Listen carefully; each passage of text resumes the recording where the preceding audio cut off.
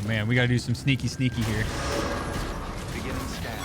I'm sure this is not too loud. Still got work to do, Sam. Okay. Let's not keep people waiting. This month has been balls. Thinging with my partner, put my cat down, catastrophic failure of my heating system, got my identity stolen. Good Lord, Lillian. Well, hey, you got it all out of your system here in November. Here's to hoping that the rest of November is good and that you paid your dues for the year. Same town, not too far. Well, moving always sucks, Insanity, so I feel you. You're gonna love this. Norman Reedus? There's no way. Is that the... There's no way you're the real Norman Reedus. Are you the real Norman Reedus? If you're the real Norman Reedus... Weapons restrictions lifted. That would be insane. Hi, Norman Reedus. Thank you for the follow. What's up, Dr. Dirt? If you are Norman Reedus and you are watching Game Sessions with a Therapist... I mean, I'm honored to be here for everybody, but my lord, I'm playing as you right now.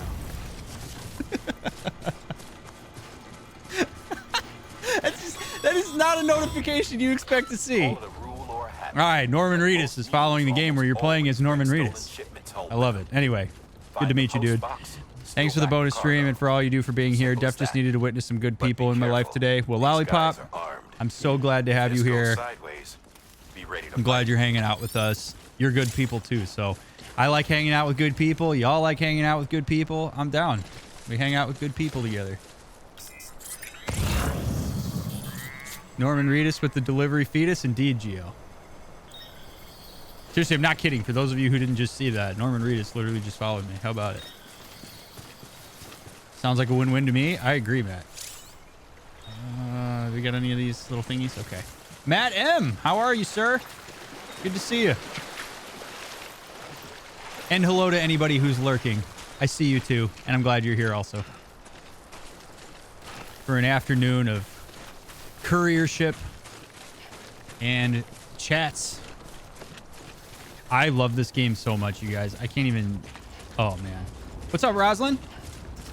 That's all right. He can lurk. I love my lurkers. Roslyn, how are you? Von Buki saw Lindsay Lohan following, but got a mod to ban the account. Following you, Buki? Or following me? I'm home and putting on my sweatshirt blanket. How you doing, Sam? And I assume bra off, right, K-Girl? What's up, Jared? Dude, Jared, Norman Reedus just followed me. I really like my PS4. I play my PS4 in spurts. Not bad. Trying to battle boredom, hunger, and resisting ordering fast food. That is the struggle, Rosalind. Well, hey. Boredom, I got you covered on that one, hopefully. Hunger, unfortunately, not much I can do there. But I can encourage you to resist the fast food. Yeah, dude. Not even kidding, Jared. Told you I'd be back. Well, I'm glad you're back, Blood Sky. Good to see you. How are you? I have an Xbox, but I need this game. I know it's coming to Steam for those of you that have a PC but don't have a PlayStation, so you'll be able to play it there. Almost there. Dude, Dr. Derp, you aren't kidding. I had my McDonald's yesterday. I like crashed after I ate it. Holy cow. All right, Gappy. I'm sorry it's not cooperating with you, dude, but it was really good to have you and see you for a little bit. Glad to hear you're doing great, Blood Sky. Just what I need. More games with infinite backlog. Yeah, no kidding, GL. I try to be careful with what I buy on Steam. Because, you know, you get that backlog and you never finish anything. I mean, I'm already guilty of that. I got LA Noire, and then I got Man of Medan. I haven't finished either of those on stream. Might get a PS4 for VR too. You know, I looked at PS4 VR for a little bit, and then I never did it. Hanger, thank you for that sub. I appreciate it very much. Happy 4 months. And I appreciate the kind words. And being a Steam member since day one. Release a Half-Life. Holy crap. Mule drop sites are rarely deserted, so remaining undetected is key. So I picked up my new medicine that should be helping me with my canker sores. And only set me back $2. Oh, wow. That's better than the luck you've had lately. Oh, boy. Okay, I've been pinged. All right, this is going to be intense. Detroit will be on PC December 12th. I saw that, Nix. That's pretty exciting. I don't think I'd buy it again for PC since I already have it for PlayStation, but you need a decently powered PC and a good headset, right? Like, is Oculus the route to go, or is there a better option for it at this point? Oh boy. This is intense. I have never done this before. So I'm assuming I have to sneak past these guys and steal this stuff. Gotta be careful, guys. Oculus is still one of the best out there. The only issue I have with Oculus is, don't you technically support Facebook by buying an Oculus? That's the only issue I have. Oh my god, my heart's actually starting to pump here. We got this big ass load of cargo, and now I have to sneak past all these dudes. I'm half tempted to get a cheap VR. So see, the only thing I'm scared about VR is I'm terrified of the motion sickness. Like, I'm afraid I'm going to drop all this money on VR and then not be able to do it because of how sick I get. What do you think is the best way to earn money? I'm asking because I need a desktop computer. Oh, geez. The best way to earn money? That's a tough one. I mean, I don't know what your situation is. I mean, the best way for me to earn money right now is doing my job. So I don't know if you have a job. I mean, gambling can be a quick way to make money, but I'm certainly not going to condone that because it can lead people to ruin, and intermittent reward is dangerous for our brain. It's a tough one, Blood Sky. I wish I had the answer for you, but I don't know that I do. What's up, Zine? Walking Simulator 2019. Motion sickness is pretty minimized from the high refresh rate headsets. Is it really? So, like, you don't experience motion sickness when you're doing Beat Saber, Zine? Because I've always wondered about that. Like, that looks like the most fun game in the world to play, but I'm so afraid that I'm not going to be able to handle it. I suppose I could try it. Worst thing that could happen is I take the VR headset off. But it's good to have you here, Zine. Tree Hugger, hello to you too. Good to have you here this afternoon. How are you? Tested the Quest today, didn't have any sickness. Huh. Oh god. Oh god. Okay, all right, hold on. All right, you guys. We're gonna stay chill here. 6 out of 10, so better. Hey, I'll take 6 out of 10, Tree Hugger. Oh my god. Oh my god. I have no idea. I'm just a mere postmaster. I'm not equipped to take this guy down.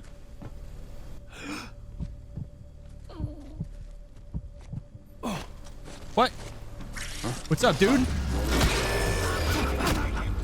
Yeah. Yeah. Dick. Yeah. Yeah. Did you know Zine is my big brother? Wait, Zine, is that true? There are games that give me momentary sense of vertigo, but that's like roller coaster simulators and simulated motion. Something like Beat Saber where your motion is 1-to-1. There's no motion sickness there. Interesting. Okay. See, I have peripheral vertigo, so that's something that I've always wondered about.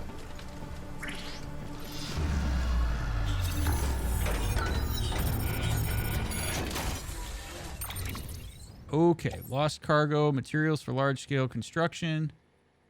Chiral printer interface. That's what I need to take. I can carry that on my back. We'll go lost cargo.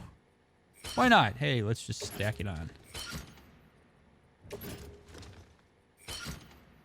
And we'll go resins.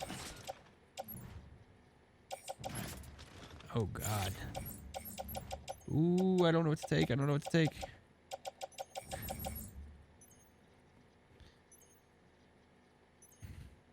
What's up, Barry? What's up, Phage Guy? Neither snow nor rain, nor heat, nor gloom of night, nor mule territory stays these couriers. You are not kidding. I just whooped his ass. And like I said, I'm a mere postman, but you do not want to mess with me. Do I take the metals? This shit's getting heavy, man.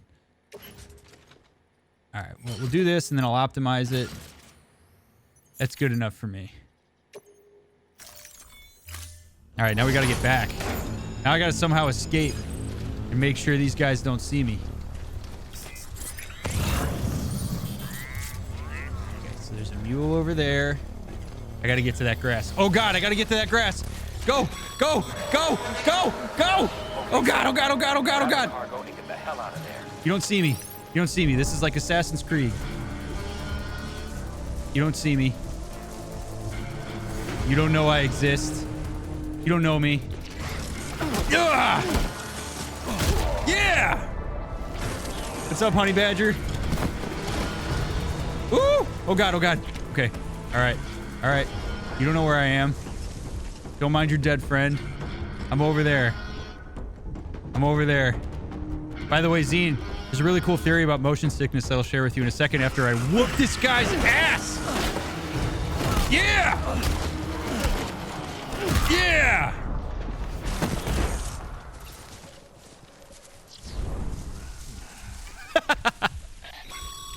All right.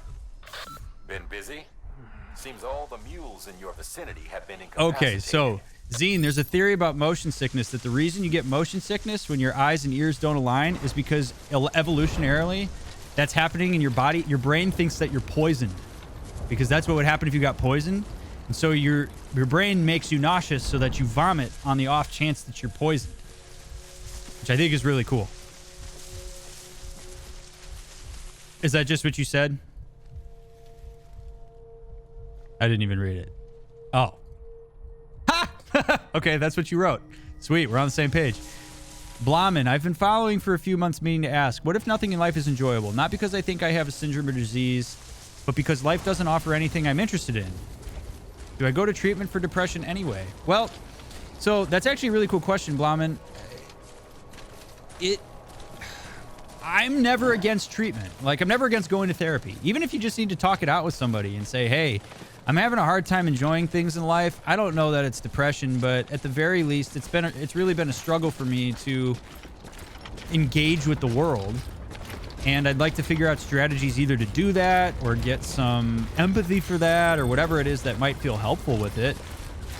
You know, whether it's depression or something, a therapist may be able to tell you if they do some kind of evaluation, and they may be able to do an assessment and let you know, like, hey, you actually are exhibiting signs of depression, and we can maybe take care of that together if you're interested. So, I mean, again, I'm not saying you're depressed. I don't know that to be the truth, Blahman, but it's always worth, like, you don't have to be in dire straits to go talk to a therapist. You can go talk to a therapist, even if it would just be nice to get some empathy and have somebody who doesn't have an agenda listen to you talk for an hour a week. So, what's up, Gizmo? Good afternoon. Don't mind all the packages sitting on top of the grass. I think that's why they were able to see me, Rosalind. Got your hearing set up, Barry? All right. Is that going well? Damn addicts chasing a cargo high. Shame we gotta deal with their bullshit at all. Just set a reminder to sub every month. Keep forgetting. Best person to get my free sub to, period. Hanger, that's incredibly kind of you to say. I really appreciate that. All we had to do was sit back and let them work. Hey, Simu. I'm doing man. Got chest later, but not really looking forward to it. What's going on, Simu? You don't have to answer that if you don't want to, but not till the 19th. Oh, okay. February 19th. Oh, geez, Barry, that's a little wide.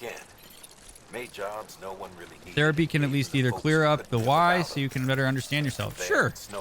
I mean, sometimes insight's nice, but insight's also not the end-all be-all. Sometimes it's just nice to have a human meet you where you're at and not engage in the conversation in such a way that you feel like they're operating from their own agenda. Like, when I'm sitting with people, my agenda is their agenda. I'm there in the spirit of whatever their goals are or whatever they need from me. And we don't really get that over the course of the day. I mean, even from our loved ones. You know, my wife has her own convictions, and she has her things that she cares about, and she has her perspective on things, a perspective that I love. But it's different than a therapist. Like, if I go see a therapist, that space is mine, damn it. I can own it. Do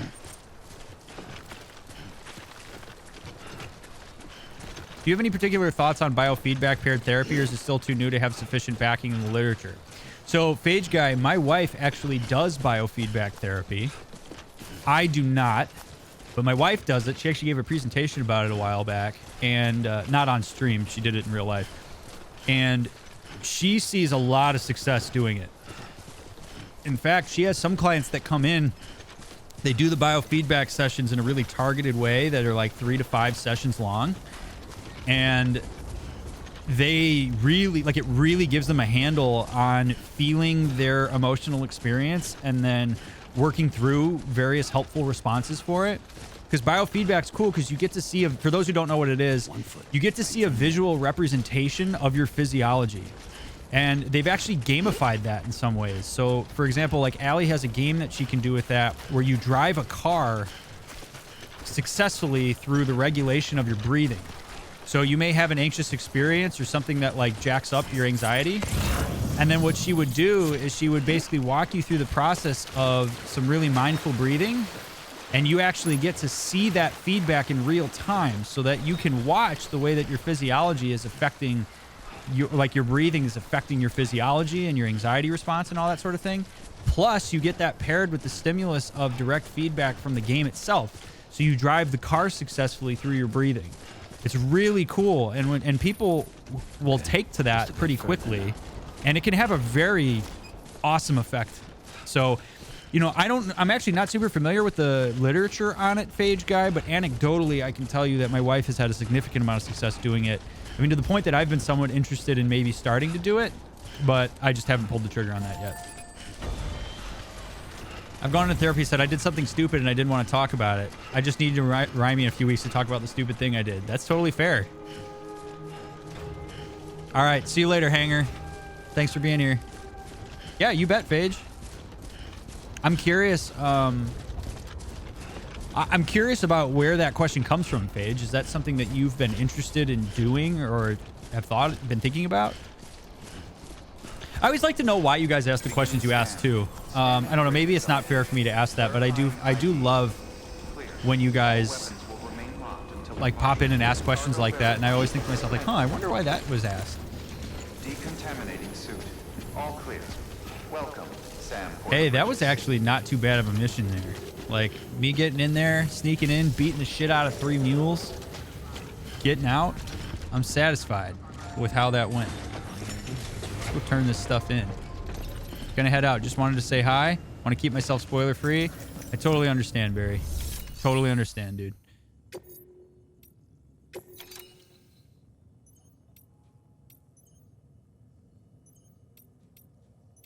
Return lost cargo. There we go.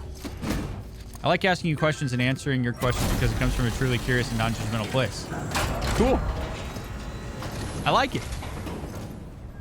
Back, are you? You trying to put the rest of us to shame? I am trying to put the rest of us to shame. By the way, Sam Porter Bridgers, I know I said this the other night, he's got some weird boundaries. Like, he comes out with really rigid boundaries, and then people try to exert influence on those boundaries, and he immediately backs down. I find that interesting. Hold on a second.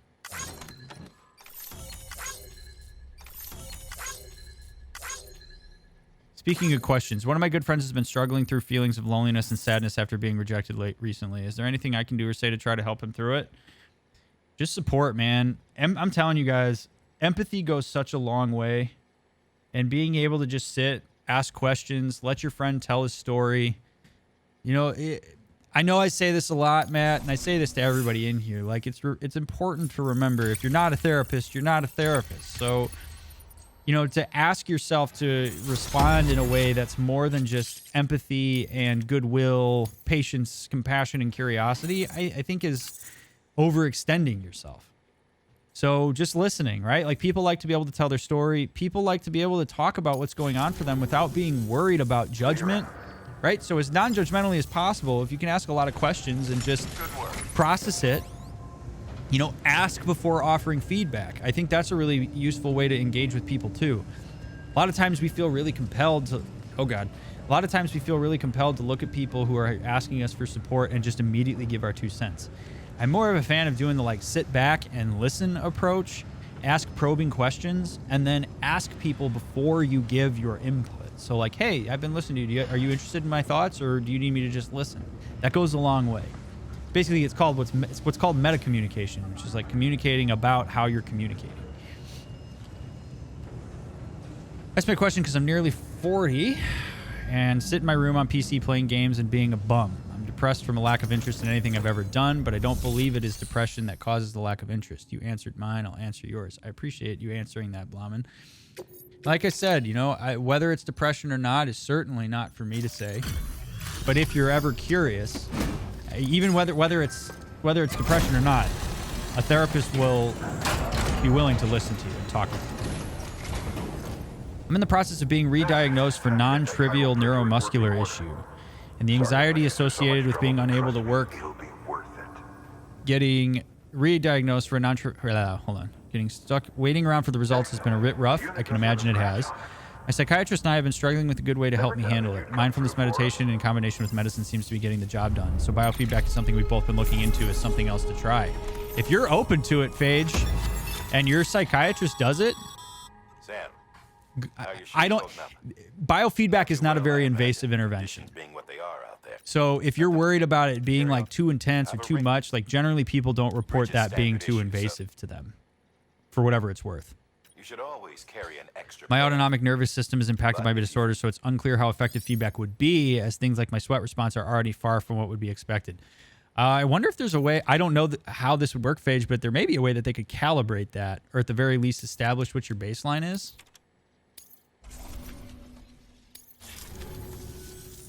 See you around. Order delivery. I fully plan on answering the door in a sweatshirt blanket. Do it, K-Girl. Thanks for the answer. I think I've been doing that, and he told me today he's feeling better. Also, that info you shared might be good for other tidbit segments for YouTube. The goal, Matt. I'm constantly clipping them now. Some have speculated that the chiral network might, in essence, be a time machine that is transmitting data into the past. What? How does that work? We have yet to fully grasp the fundamental Kay! network and the beach which we have come to rely upon. Hi, Kay. What might liken our relationship with it to that of primitive mans with fire? Is it useful? Quite. Is it dangerous? And Zine, Blahman, I would agree with what Zine said as well. Nevertheless, we have decided that I appreciate you saying that, outweighs Zine. the risk. Furthermore, as the BTs That's are part of linked what to we're the looking beach, into, but the it stimulus stands response to isn't reason uniform. further Still, I appreciate your insight. I'll let you know how things go if I end up going down. Oh, please do, Phage. The same could be said regarding I would love... Rest assured. So I don't know how... Keep you apprised of what I learn. I don't know how possible this is going to be, but I would love if at some point I could get Allie to come on stream and then do biofeedback with me so that all of you could see it. Like, I would love to show that. But it's a little bit trickier than you might think. Of course you're remembered, Kay. Are you kidding me? It's good to see you. I hope you're doing really well too. Yeah, I would love to do that, but it would be all be a matter of whether she could access if she's even allowed to use the software that she uses for like public purposes. Like, I don't know what the I don't know what the limitations are on that. Construction, bridge, wind farm. Okay.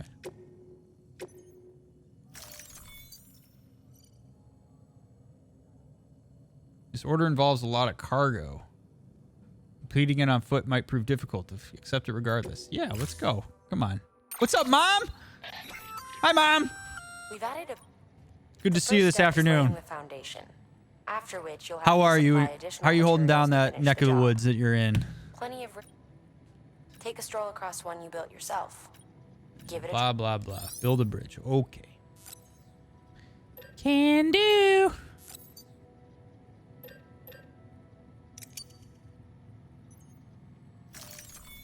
How did the wedding go? Oh, the wedding was fabulous, Mom. It's absolutely fabulous. I do not have the bike yet, Omega. Mom, I'll show you. Show you a little something, something.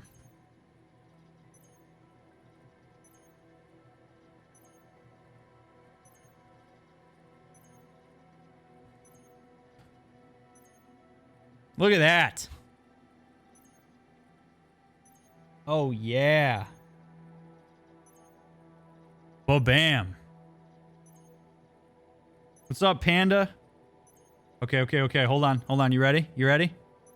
Oh, yes. Look at that. Well, bam. We were in Las Vegas. Okay. And then I'll show you this one. Look at that. How good do we look? Is she not the most beautiful thing you've ever seen in your entire life? Yes, she is. Of course she is. My goodness. Needless to say, Mom, it went very well. My wife is fabulous. I am indeed a lucky man. This is Andrea. I'm starting couple therapy in 2 weeks with my fiance. Do you have some advice? Oh man, Andrea, first of all, I want to give you so much credit for doing that. Going to couples therapy is vulnerable as hell, and it's awesome that you're going. I want to make sure I tell you that that is an immense sign of strength in your relationship. It is not a sign of weakness.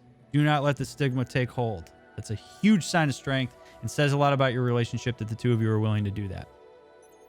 Premarital counseling is a lot of fun for therapists to do because it's generally in the spirit of what's going well and how can we maintain that. It's pretty cool.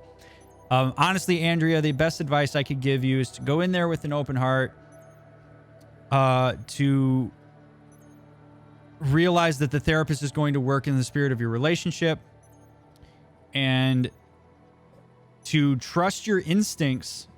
You and your fiance, trust your instincts on whether the vibe feels good with the therapist. If it doesn't feel good, especially after like 2 sessions, trust your gut. But be ready to like do some stuff outside of therapy as opposed to just in it. I don't know, like just enjoy the process. Like it really is an amazing thing to do with as a couple.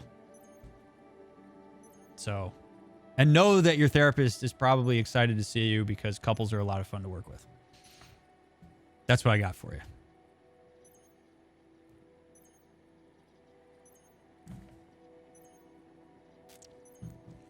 Okay.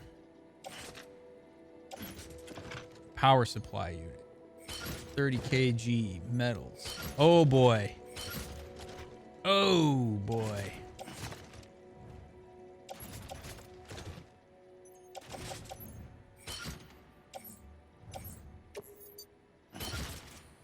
Woo!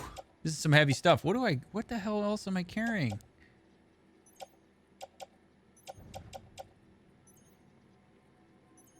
Good Lord. All right, whatever. We're going heavy, baby.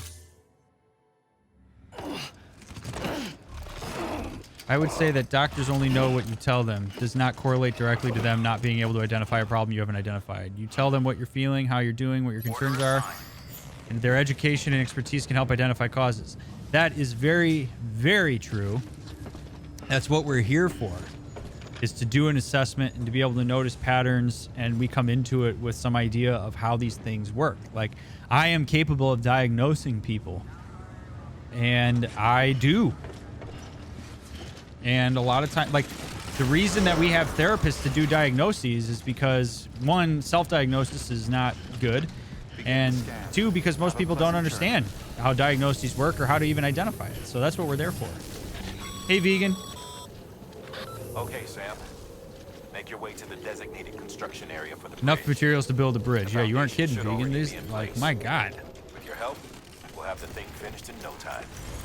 There should be a terminal nearby.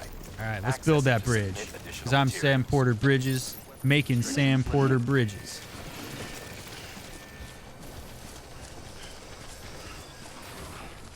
Yes, you are correct, K-Girl. Make sure your personality comes through.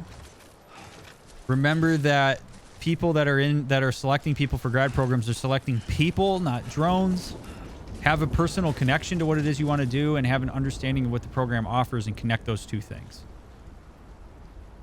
So now what do we call Allie? Mrs. Mick? You can call her Mrs. Mick if you want to, Panda, or just call her Allie. Sam, looks like you found the site. But writing personal statements is really hard, K-Girl. Access it to submit But you have an additional awesome sense of materials. humor. I mean, if your sense of humor came through in that, I think it would be awesome. Then again, I'm also biased towards authenticity, and I know that I'm kind of I'm an outlier in academia, so I mean, there is that.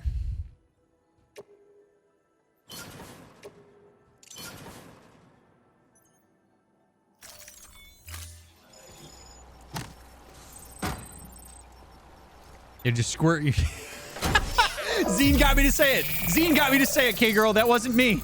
That wasn't me. I just read the teleprompter. Oh, God. Oh, God. Don't hurt me. Don't hurt me. I'm so sorry. I'm so sorry. Damn it, Zine.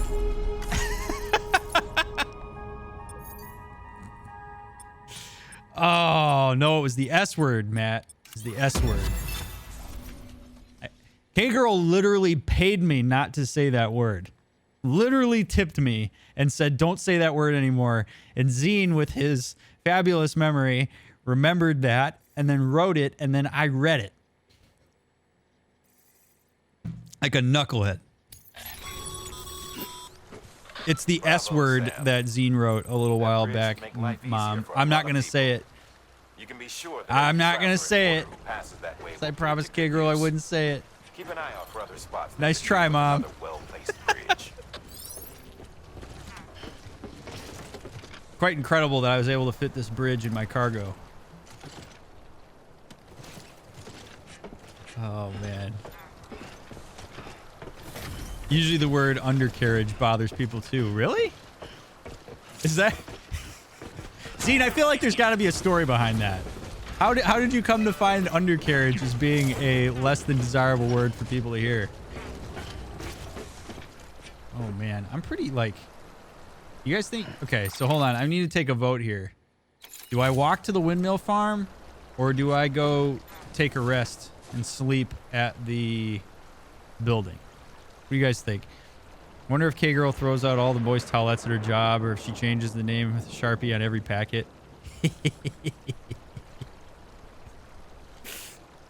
I love that you have that emote, Mom. Yeah, Matt, you got to make sure you remember it, dude.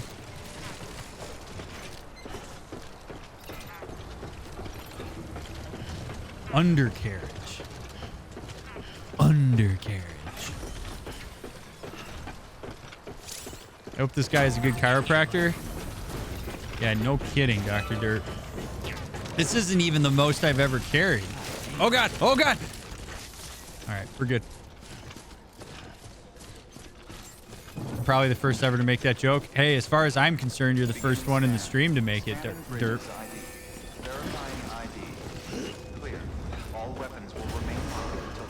We were talking worst sentence in words, and somehow moist undercarriage gave enough people the heebie-jeebies. Interesting. That one doesn't stir me up too much. I actually really don't like the word supple. There's something about that word that's not really for me. I'm trying to think of like what other words don't do it for me. I feel like we have this conversation a lot. Pulp. Hi, Bonnie.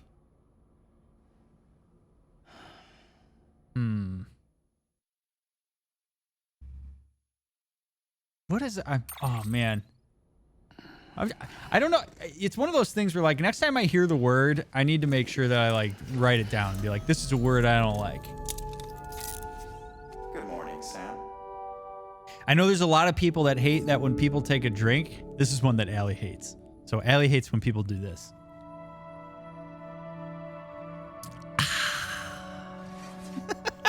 You guys ever meet somebody who does that after every sip they take?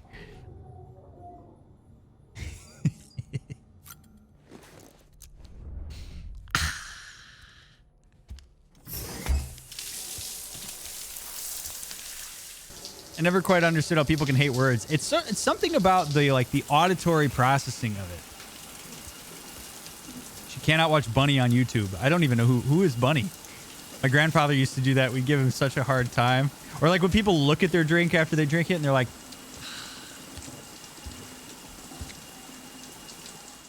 so refreshing. I hate finger suckers. Oh, I hate being in a position to have to do that, Mom. Like, it's weird that you say that. This morning I ate a donut.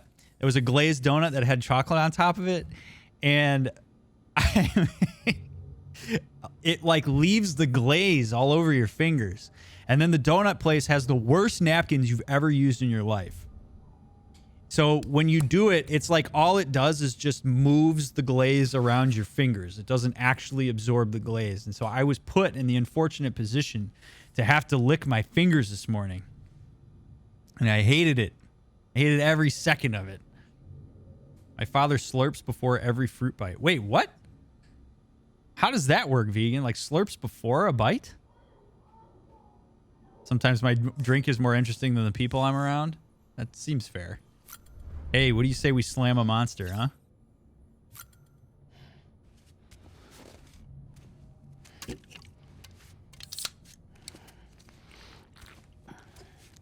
I hate when I bake the dough and the dough gets under my nails. I don't mind licking my fingers, though. Ooh, yeah, that would bother me, too. I don't like dirty nails. I will say that that's... Although I get why some people have dirty nails.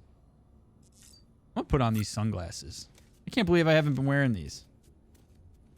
I get dirty nails if a person works like manual labor and stuff, but there's something about it. The first thing I do when I come home, when I get to work and when I come home, is I wash my hands.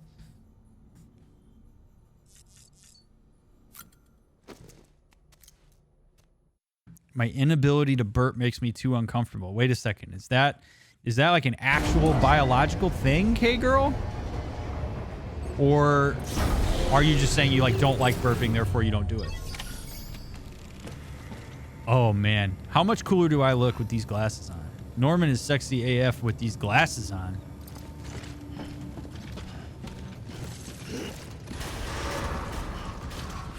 Know what I'm saying?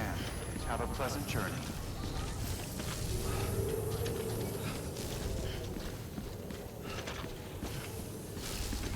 There's a subcredit called No Burp. We all can't burp. What? So wait a second, K-girl. So if you drink like pop and stuff and you get air in your stomach, like what happens? Does it just go through your intestines and then it comes out the other way? Or like, that's I'm fascinating. I'm fascinated by that. What's up, Anthony Views? Good afternoon to you. Sphincter is another one of those words. All right, we picked weird words for weird things. I sound like a frog. Oh, like so, like it's like where the air like, brrr, and then you. Okay, all right. That's interesting.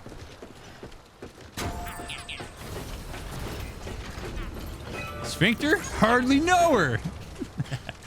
What's up, Casual Hero? How are you, sir? How am I liking this? I absolutely adore this game, Hero. I think about this game while I'm not playing video games right now.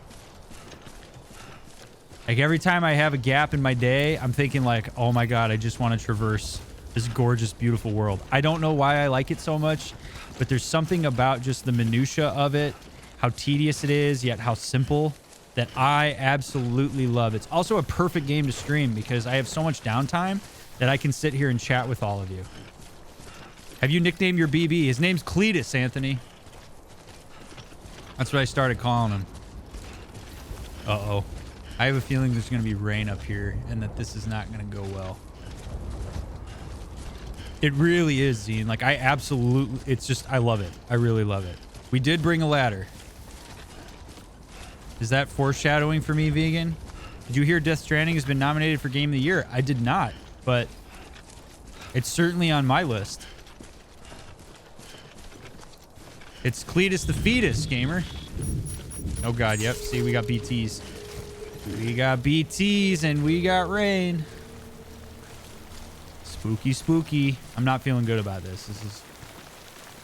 I totally enjoy my hands dirty when cooking, except for chicken, but I don't... Okay, did I tell you guys... Have I told you guys the story about when I chopped jalapenos? Damn it. And then it culminated into one of the most embarrassing things I've ever had to do in front of my wife? Have I told you that story? Because if I haven't told you that story, I've got a treat for you. That is the actual name of Norman's IRL son. Wait, Cletus is... Cletus Retus? Are you serious?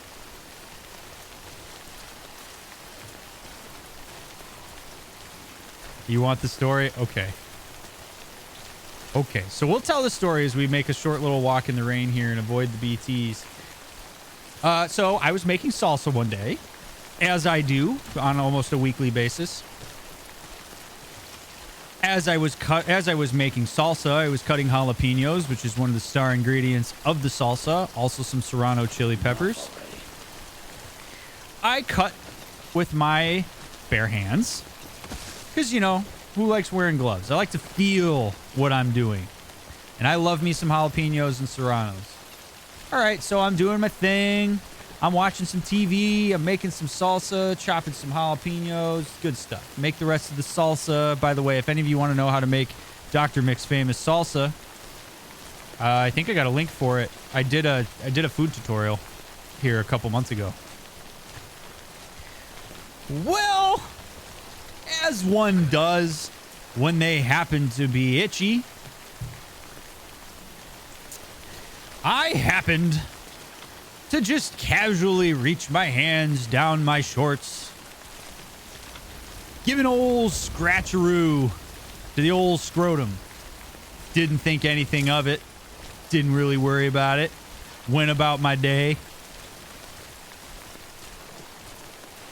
Suddenly, as I'm enjoying some TV and I'm wafting the salsa, pulling the chips out of the pantry, a tingling arose. It started from very far out and then it started toward the within.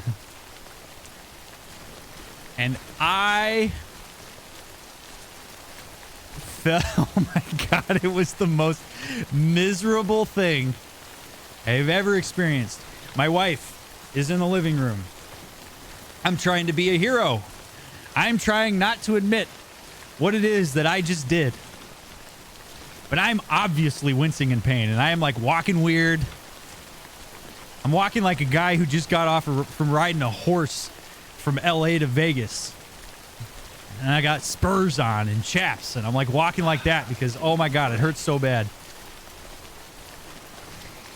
It culminated, just you know, a little warning, just a forewarning. Cover your ears if you don't like weird stories. It culminated in me dunking the boys into a pint of Ben & Jerry's ice cream that I microwaved for like 20 seconds so that it would water up a little bit. Because milk is not available to us because I am lactose intolerant. Okay.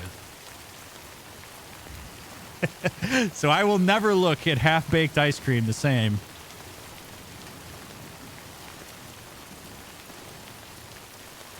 But it helped.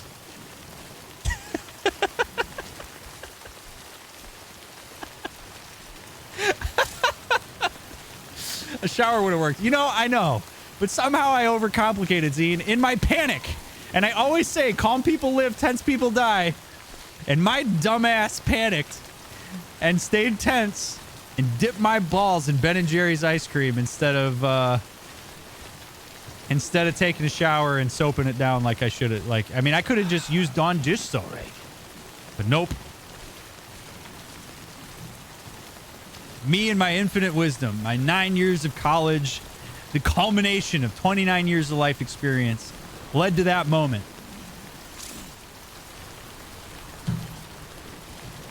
Not great. I do like lactose-free milk, Bonnie. Honestly, I don't drink milk very often. It's really more what that comes down to. Fuck this. Literally would have been everything but the kitchen sink.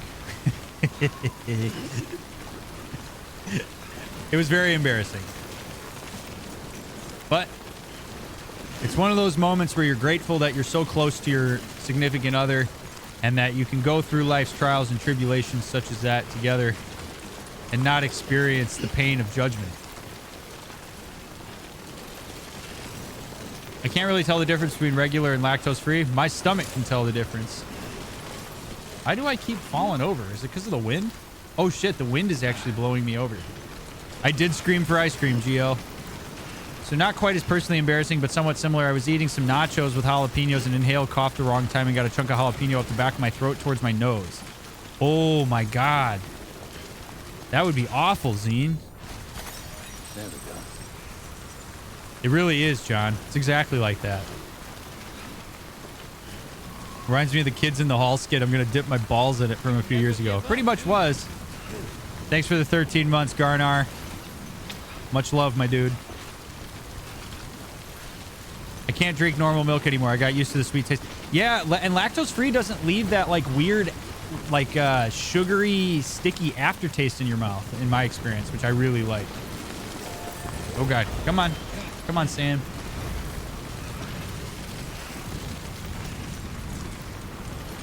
I'm going to grab this special cargo on the way back. I like almond milk, too. That's what Allie drinks more often than anything else. Carolina Reaper puree for the first time. Oh, geez. I would actually love to try that, but I'm sure it'd be rough. Am I okay to post a link of that clip here? Not sure if you have it auto-banned. Yeah, hold on, Paige. Let me give you a permit.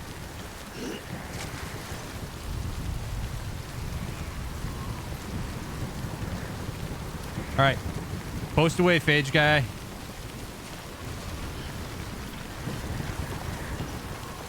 Oh, thanks, Matt. What a great clip. Now that story is out for everybody to see.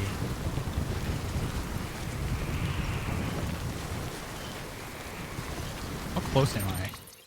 Oh my God, I'm not even close.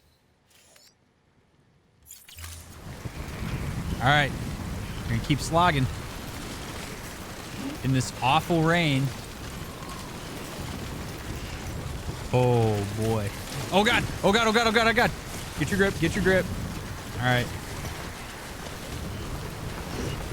Almond milk and coffee. I don't think I've ever had almond milk and coffee. I don't even know. I mean, I'm sure it's fine. I like cream in my coffee. I've lived with my OH for 8 years. I've been walked in whilst doing all the things women have to do in the bathroom. Still wouldn't tell them if I accidentally burned somewhere sensitive with weird pepper stuff. Hey, we all have our limits, like Kay. Can you please talk a bit more about self or so-called armchair diagnosis? I'm really struggling with believing my therapist.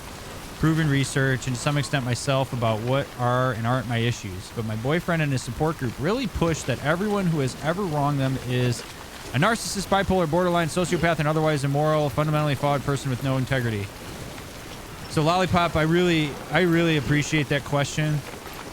Unfortunately, people have a habit of tossing around mental diagnoses really willy-nilly like that. I think because they're trying to, like, I don't know, legitimize their own experience of that person, but it's really dangerous to do that. It is certainly something that I see people do. I don't really condone it. I don't think it's smart to do that. I don't think you make your argument any stronger by saying something like that. And if that person is borderline or bipolar or has narcissism, then at that point saying that is really shitty, because that's essentially being like, oh, they have cancer. Like, oh yeah, that person's got liver disease. Like, and then saying that in this like derogatory way, you know? So there's that. Now, in terms of self-diagnosis, I'm not really into that either. It's okay to have some idea of what you might be struggling with, but a mental health professional really is the one who can make that call. And mental illness is to be taken seriously. Like when I put a diagnosis out there for somebody, like it's serious business. I don't take that lightly. So I'm not just going to say that somebody's depressed because they want me to say they're depressed or because they think they're depressed. I have to actually assess that they fit the diagnostic criteria for depression or for bipolar or for borderline or whatever it might be. Okay.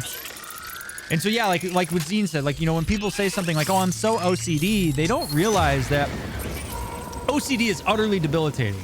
I wouldn't wish OCD on my worst enemy.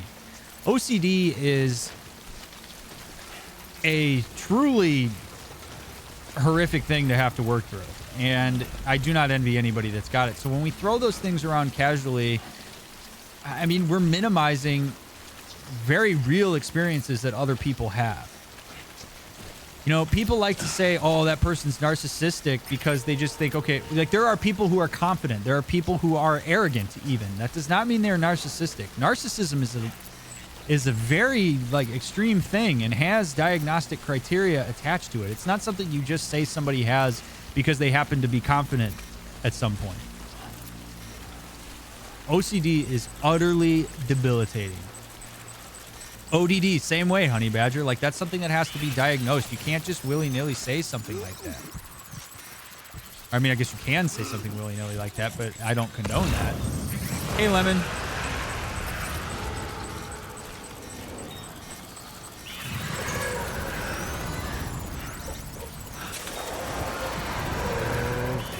Okay. It's all right, little buddy. Just hang in there, man. I know these big BTs are super scary. It's okay. I also feel like culturally we've gotten to a place where people really push to pathologize themselves because they don't feel like their suffering is legitimate otherwise. Like, I have a diagnosis, but let's be real. I still existed before we came up with the alphabet soup for it. The diagnosis isn't what matters, and in the US, I actually can't have that diagnosis. It doesn't matter. Any trauma specialist can get me to the right treatment. That's what matters. Lillian, I certainly agree with that. At the same time, I will say that a diagnosis can be very, very effective for a person because it can give them some sense of what it is that's going on for them and can also help them direct treatment or work through interventions that are known to help that type of diagnostic criteria. So it's one of those things where it's like it can be very helpful, but it also truly, yeah, maybe it doesn't matter that much because ultimately we're talking about an amalgam of symptoms. But there is this tendency right now in, I mean, really just culturally to need to be labeled in some way, to need to belong to something, to have a label as a way to legitimize an experience. And I mean, ultimately your experience is your experience and it's legitimized no matter what. Your experience has consequences. The way that experience manifests itself may have good or bad outcomes for your relationships or otherwise, but God, this is so intense. Hey Zoe, good evening to you. I hope you're doing well. 9, thank you very much for the host. On the other hand, a friend of mine wears their diagnosis like a safety blanket. Oh, Jesus. Oh, God. Oh, God. I don't know what happens right now.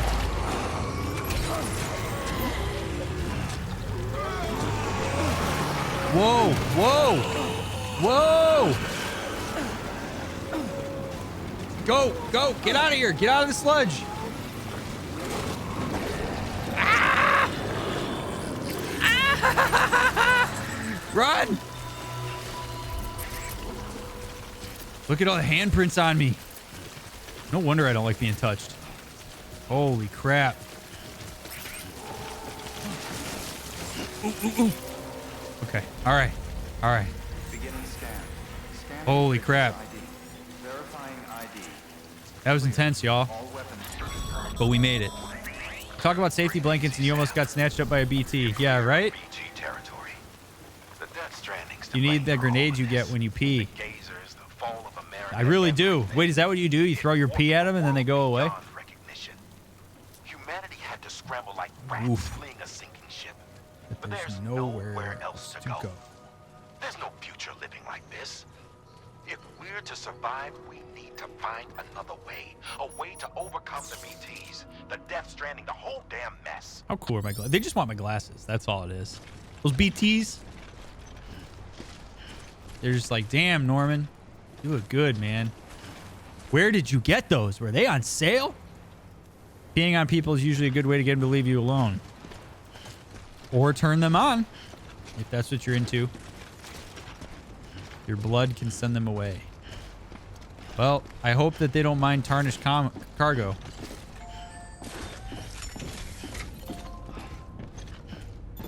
Peeing on somebody is assault with a bodily fluid, so obviously I don't condone that.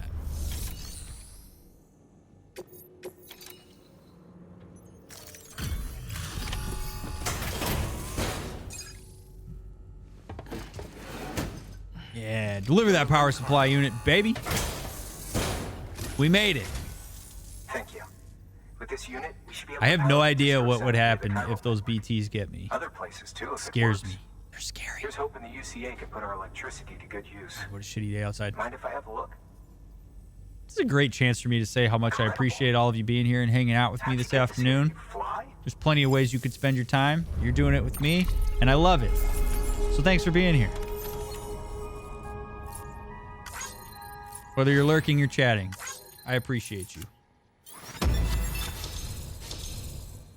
All right, the network is on. The People's Porter. I am a porter of the people. Wouldn't you say?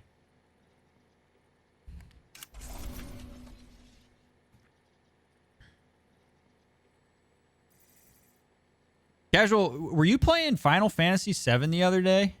Did I see that right? Is it wrong to say that I enjoy having a diagnosis? I know they've probably changed since I got them 15 years ago, but I feel like they're part of my identity. That is certainly common, Rosalind. It can become part of somebody's identity and part of who they are and who they build themselves, like your sense of identity around. There's nothing wrong with that. Nothing wrong with that at all, as far as I'm concerned. When things become distressing, that's when I worry about things, but... What are you cooking, Jared? All right, hold on a second. I got to fix the ISO on my camera.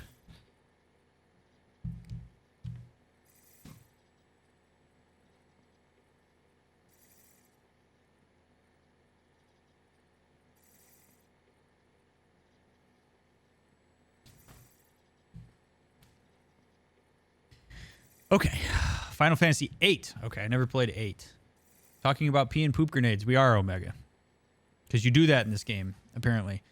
It's awkward moments when you have two screens and lose your cursor. All we need now is a connection to the chiral network. Glad to have you here, Kay. Go for it. Chances of you playing Disco Elysium at some point. There's a lot of interplay about mental health in that game. I've never heard of it. Have you told me about that before, Lemon? New York strips from Trader Joe's and the sous vide. Damn, dude. Classing up with the sous vide. My aunt and uncle have one of those. One of the best steaks I ever had was made with a sous vide. Final Fantasy IV. Best Final Fantasy fight. I have only ever played Final Fantasy X. It's the only one I ever played. So I don't really have a horse in this race.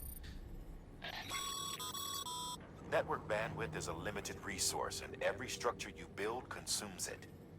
However, as you increase your connection level, the bandwidth available to you... 7 is your favorite. I know a lot of people say 7's their favorite. I spent many years denying to myself that I had a disability despite being diagnosed. I mean, it's common. It's hard to accept.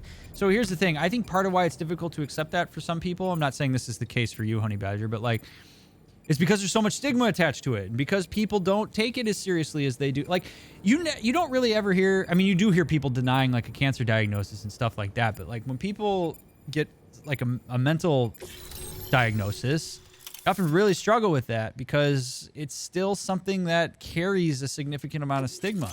Like, nobody really gives you shit for going to see your primary care physician, but people will give you shit for going to see a talk therapist. I mean, it's insane. Like, if I was to say to all of you guys today, like, hey, just so you guys know, I got well, I said it earlier. I was like, I'm diagnosed. I have peripheral vertigo. And everybody goes, oh, shit. Like, oh, Dr. Mick's got peripheral vertigo. Okay. Like, you know, that's fine.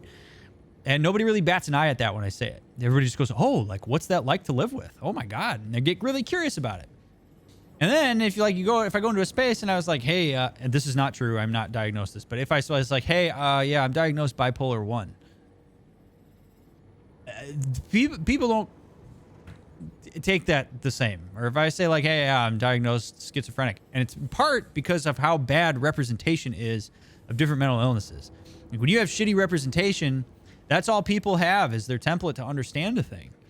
So then we go out and I say like, oh, hey, like I have Tourette's, for example. Like if I said I have Tourette's, I mean, really the thing that people think about is the South Park episode about Tourette's, which actually got some level of acknowledgement from the like National Tourette's Society. They were like, hey, that's actually pretty good representation. But like, you see a lot of bad representation of mental illness, and then people get freaked out by it.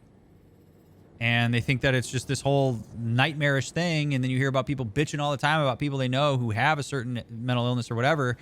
And since it's so poorly represented, then people don't have a good template. They don't have a diverse understanding of what it can look like. PTSD being another example of that, where PTSD is usually represented as just something people in the military struggle with, as opposed to it being something that you could have a PTSD response off of any event. So stuff like that. How did I even get on that? I just soapboxed that. But Anyway. I hate when something extreme happens in the news and they're like, oh, he was mentally ill. Yeah, yes, exactly. Right. I think I'm done filling out questions for my therapist today. I just got to sexuality, and the first question was, what is your parents' stance on sex? What the hell does that even mean, Bonnie? What is your parents' stance on sex? Oh, they had it, so I could be here?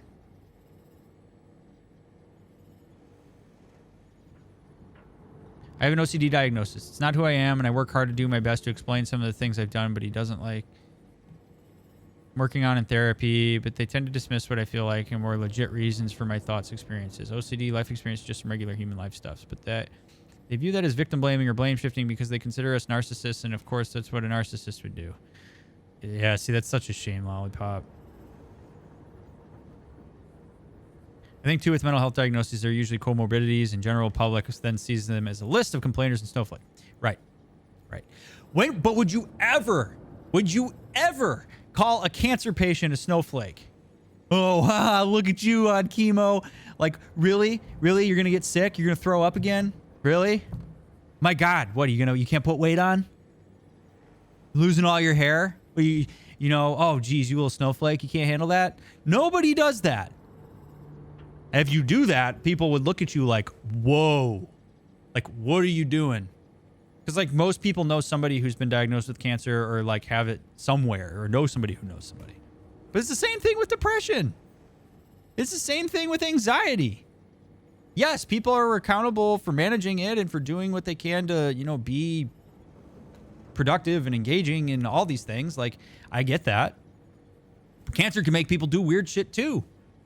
And if I have cancer and I'm diagnosed with cancer, I'm certainly accountable for what I do with that. Don't get me wrong, but it's just the double standard is quite insane.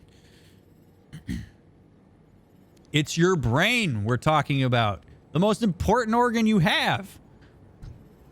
Well, I can't say that, but like the thing that makes you you. People also don't understand how hard it is to function when I appear to function so well. When I tell people I'm dissociated 100% of the time, they don't understand because I look so animated. They don't see me asking Google literally 15 times a day what's on my schedule because I can't remember. They don't watch me try to put together a memory from literally yesterday of a combo with a friend because the sensory component of right, Lillian, right? So much of it goes invisible. Also, I think it's awesome that you could write that out and share that with me and with us. I don't take that for granted at all. Hey, Dr. Krabby. Good to see you. When looking at the follow-up questions, it seems the therapist wants to find out if my parents were crazy, wait for marriage, or you get blind when you rub your pearl kind of people. You get blind when you rub your pearl? I've never heard it put that way, Buddy, but I love that. I heard the rest of your team was wiped Disco out. Elysium is like... Makes what you're doing all the more incredible. It's a modern take on the Fallout games. Your one-man expedition. I hope Amelie's doing as well. Interesting. Lemon, can you send me like a link to it on Discord so I can see it? It was her that put us in charge. What's up, Irritated? I found that when you are in a professional arena that people expect you to have your shit together, and having their doctor have PTSD is a showstopper. It can be. But I will say, Irritated, that like the person who developed dialectical behavior therapy is Marsha Linehan, and she herself is diagnosed with borderline. And she's very open about that. So yeah, certainly your but it's like your primary care physician could be diagnosed with, I don't know, like kidney failure? I don't know. I mean, I get that that's not a complete parallel, but I think you guys know what I mean. Well, I give you a lot of credit for that, Lillian. The prototype should be ready soon. And when it is, we'd like you to test it. Sam, this is the perfect opportunity. Why does he say my name every single time he says something? Network. All that's left is Port Knot City. Return to Capital Knot City so you can pick up relief supplies for Port Knot. You got it, buddy. By the time you arrive, we can give you the completed prototype in person. One other thing. It's not very often. It makes it really hard for me not to call bull when he says this stuff to me because they're so convincing that they're victims and traumatized, and I don't ever want to disrespect that. No sense coming all the way back here empty-handed if this work can be done. I don't envy that position, Lollipop. I mean, the best you can do is generally try to be curious and understanding about like what is it that is what is it that a person's operating from that's making them choose to talk about it in that way, if that makes sense. Maybe that's just the only way they know how to articulate it. I don't know. I try to find the compassionate view for things, but I recognize it can be very frustrating. I see what you did there, Bonnie. It just drives me crazy that every single time he comes on the radio, it says, Sam. Or then it'll be like, Sam, this is Die Hardman. It's like, I know. Congrats, Sam. You're cleared to take on open orders. While they're not as high priority as the ones specifically assigned Enjoy to the you, game. I need to take a nap. Hey, if you're good on already you, Dr. heading a Dirt. certain way and Go take care of you have room yourself. to spare, I appreciate you being you here and can hanging earn a out. little more, right? Always awesome to see your name in Just because chat. they're not mission critical doesn't mean they're not important to someone. So why not do a good deed or two? I got to take off for the evening. All right, Lillian. Have a good night. Thank you, as always, for being here. Resins Delivery, distribution center west of Capital Knot City. Hey, I'm headed that way. Let's do it. I sent you the link. Hey, great work. That wind farm you've brought into the neat. network is All right. essential. I'll look for at our it when I go continued offline. expansion. Lemon. By I way gotta of adjust my reward, ISO again. I've added a little something to your PCC. A generator option. Generators recharge the batteries of all nearby devices. That includes machines, bikes, and other battery-powered vehicles. This is the worst part about how early it gets dark now. It's 4:24 and I've already got my ISO up as high as I ever do it. Okay, what am I making this generator for? A portable chiral constructor that allows you to build various structures in areas connected to the chiral network. Building a structure will take up some of the available bandwidth. Okay, I don't really care about that. She believes my niece is pregnant.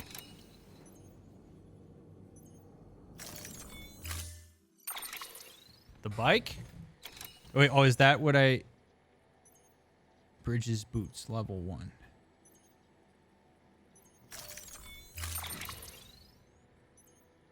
Okay, 5 out of 6 resins. Carry on my back. Oh, boy. Oh, that's going to be nice and heavy. Okay.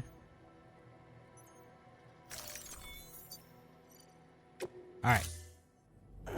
I got to scoot too. All right, Phage. I look forward to seeing you again. I take a lot of time to think about things. I would compare the method of thinking to a philosopher. I think I'm good at psychology, although I couldn't tell you even one single part of the brain or how it actually works, but I can study humans all day, every day. Hey, observation of human behavior can be quite fun. I enjoy that. Sam, double check See? the order. Sam. Okay, all right. I get it, man. I get it. Materials delivery, metals, power supply, inspection tools. Let's go. We'll do that. Delivery of metals. I don't really want to do that. Not into that. I trust the idea of DBT.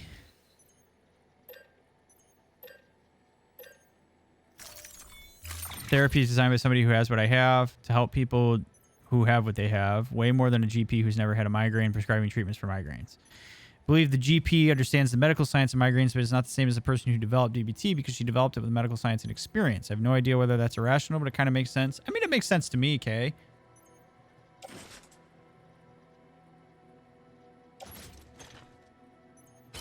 Oh, baby. I mean, I agree. I think it helps doctors with bedside manner if they have the thing that they are, you know, prescribing medication for that they are talking with you about. Certainly. You know, they kind of know what it's like to receive that diagnosis. At the same time, I mean, I'm guessing not a lot of oncologists have had cancer themselves. So, I mean, there is that.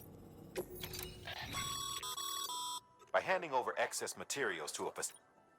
Now these just remember, don't get careful. Okay, I won't. It still feels like I'm like in the tutorial phase of this game.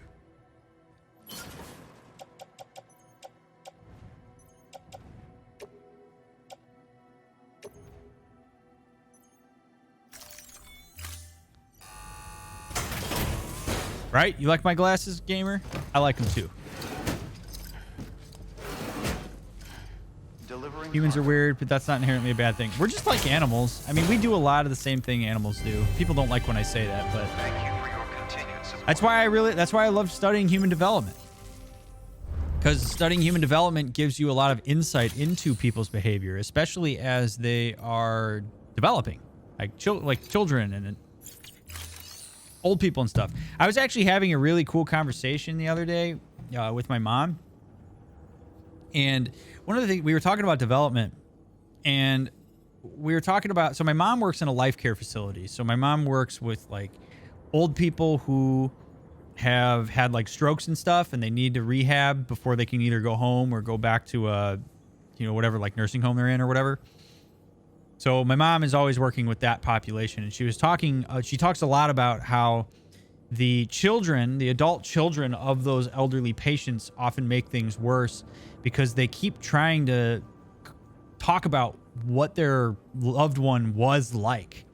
Like, oh, they used to be able to do this. They used to be able to. They used to. And my mom's like, I got to remind people all the time that, like, your loved one is not going to go back to that. Like, that's not the way that development works.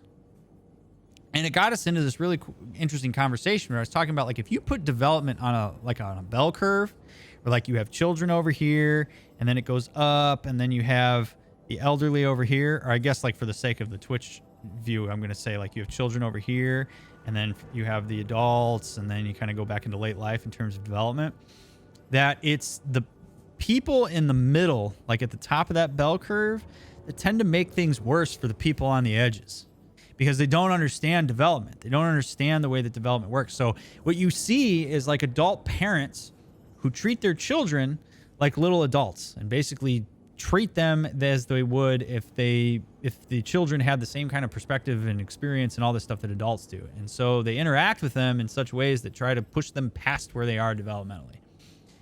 And then those adults also are adult children of people who are elderly, who then do the same thing to the people on the other side of the bell curve, where they essentially try to pull those people back into the bell curve without acknowledging where they are developmentally. Like, degradation, you could make the argument, is a form of development in late life. So when you have a parent who all of a sudden can't remember things, right? Like memory goes, or their sight goes, or their ability to use fine motor coordination goes, that is actually developmentally appropriate. That is what we would expect on the path of development for a human being.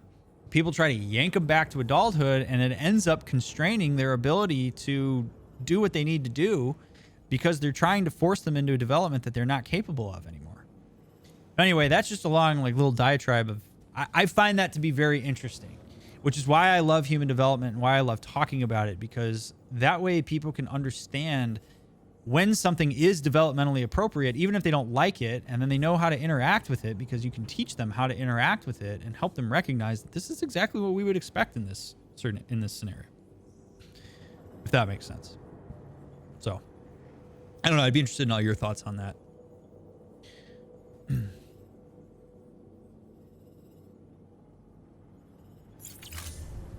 Comments like that, said repeatedly, especially in front of the person with the illness, is extremely hurtful. Being physically disabled is hard, not just for the disability, but because everyone wants to tell you what to do, how to be better, what to try, how to act, blah, blah, blah. It's like you stop being a person and become the diagnosis. Yeah. And that is a miserable thing for people with disabilities to have to deal with.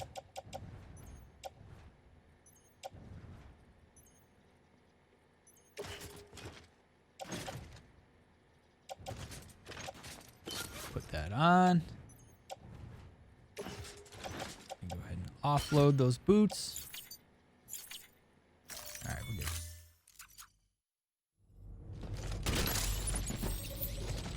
Right, exactly, Panda. And people with disabilities have to hear that all the time, too. It sucks.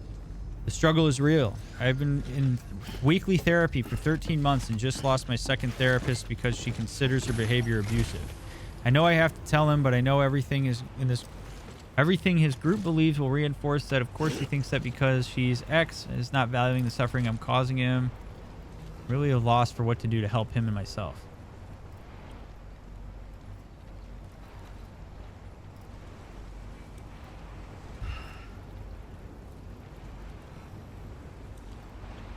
Well, that's a tough one, Lollipop. I don't know that I could say much about it without knowing like all the specifics of it. I wish I could be more helpful, but I don't know that there's much I could say. Other than to maybe like, you know, to keep talking about it and, you know, develop, I don't know, maybe like give the, I don't know. That's too hard for me to comment on. I'm not going to try to be a hero with it. I can certainly empathize with how much of a jam that must feel like you're in, Lollipop. Wicked, hello, how have you been? I feel like it's been a while since I saw you. You could say a big example of people pulling on this bell curve is people deciding, rather than progressing through their older periods of their life and degradation, they'd rather decide to go to Sweden and end their life and being pushed back. Yes, that is certainly a thing, Lemon.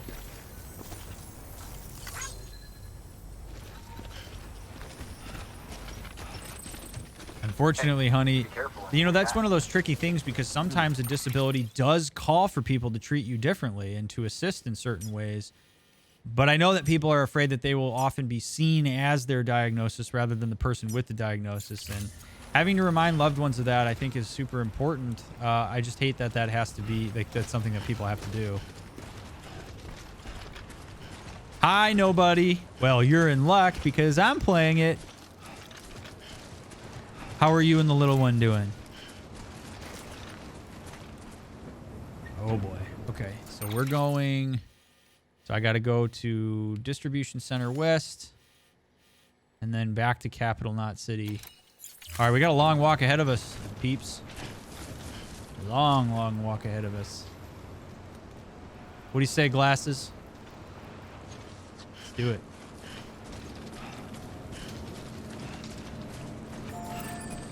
Oh, of course, K-Girl. All right, Lemon. Have a good one. I appreciate you stopping by. I hope you have a good rest of your night.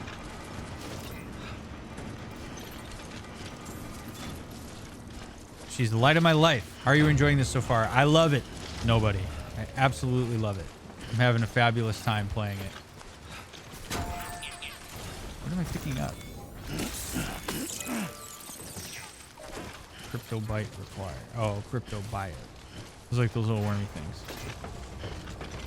I'm so glad to hear you're doing fantastic, though, nobody. That makes me happy. Holy shit, it's already 4:30. What's my uptime? Somebody put uptime in the chat so I can see how long I've been on. I don't even know what time I went on. Ooh. 1 hour and 30 minutes. Cool. All right. No, you're not oversharing at all, Lollipop. No, you're not oversharing. You're welcome to share whatever you want.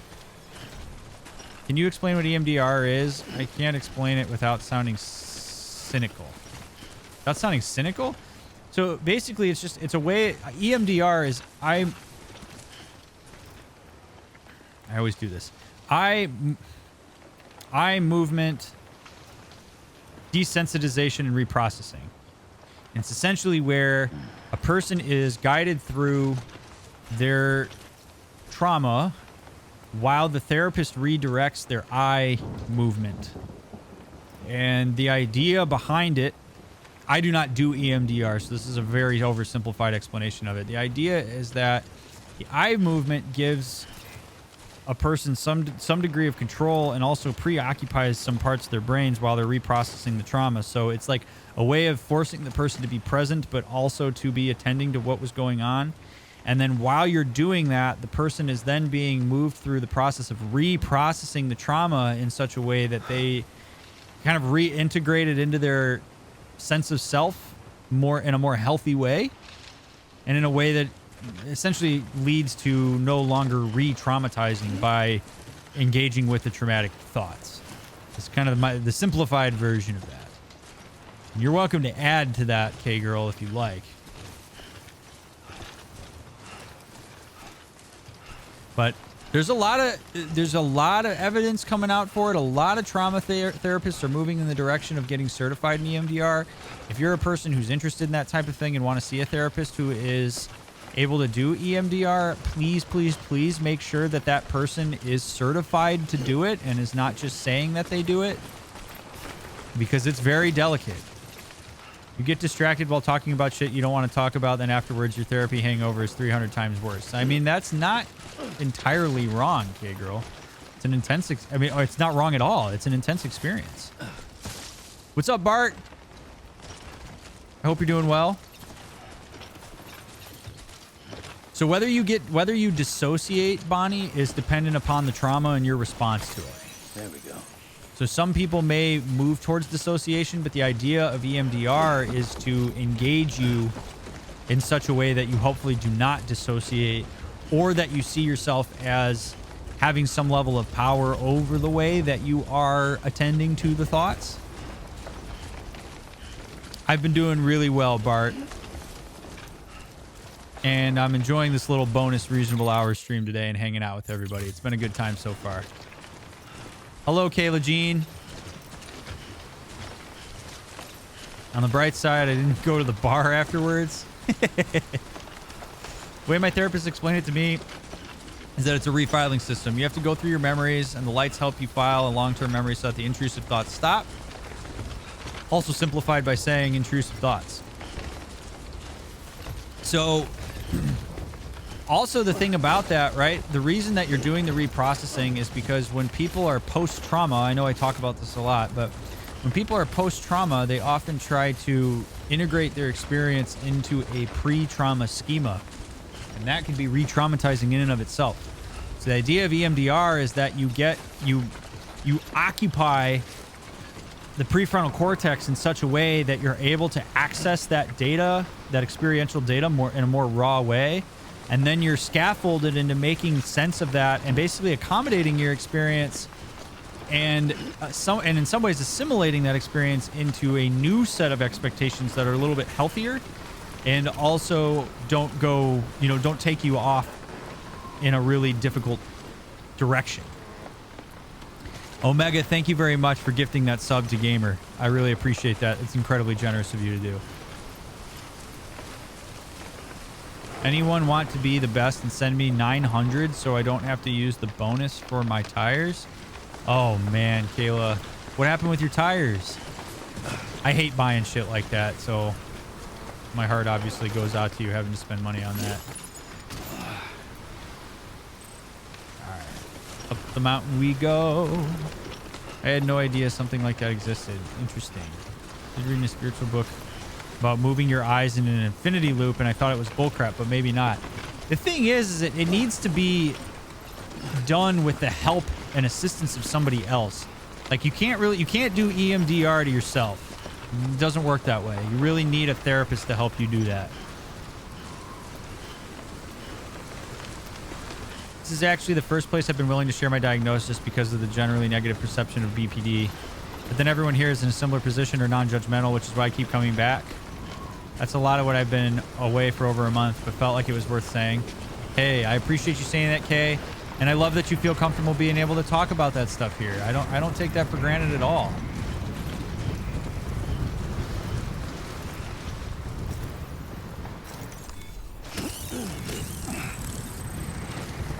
I disagree from a technical standpoint. You could do EMDR yourself if you knew how to do EMDR in the first place. It's the reprocessing part. So Sam, I mean, I see what you're saying, but by the way, it's good to see you. The reprocessing part is the hard part of that because,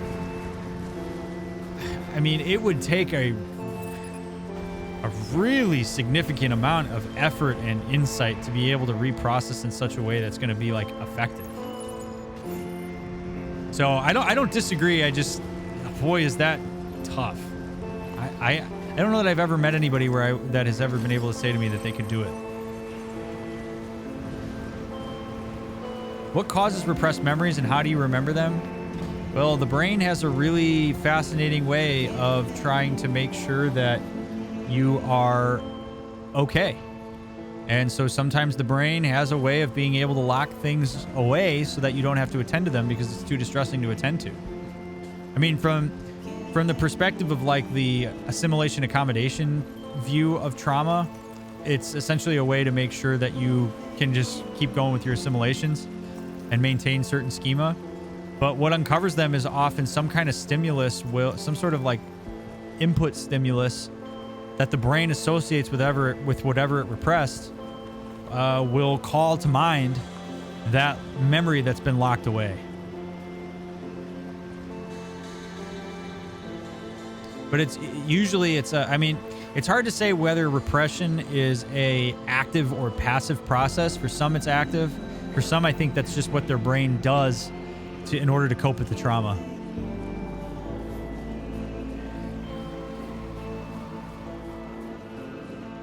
By the way, anybody who's hanging out here who I haven't had a chance to ask yet, I'd love to hear how you're doing.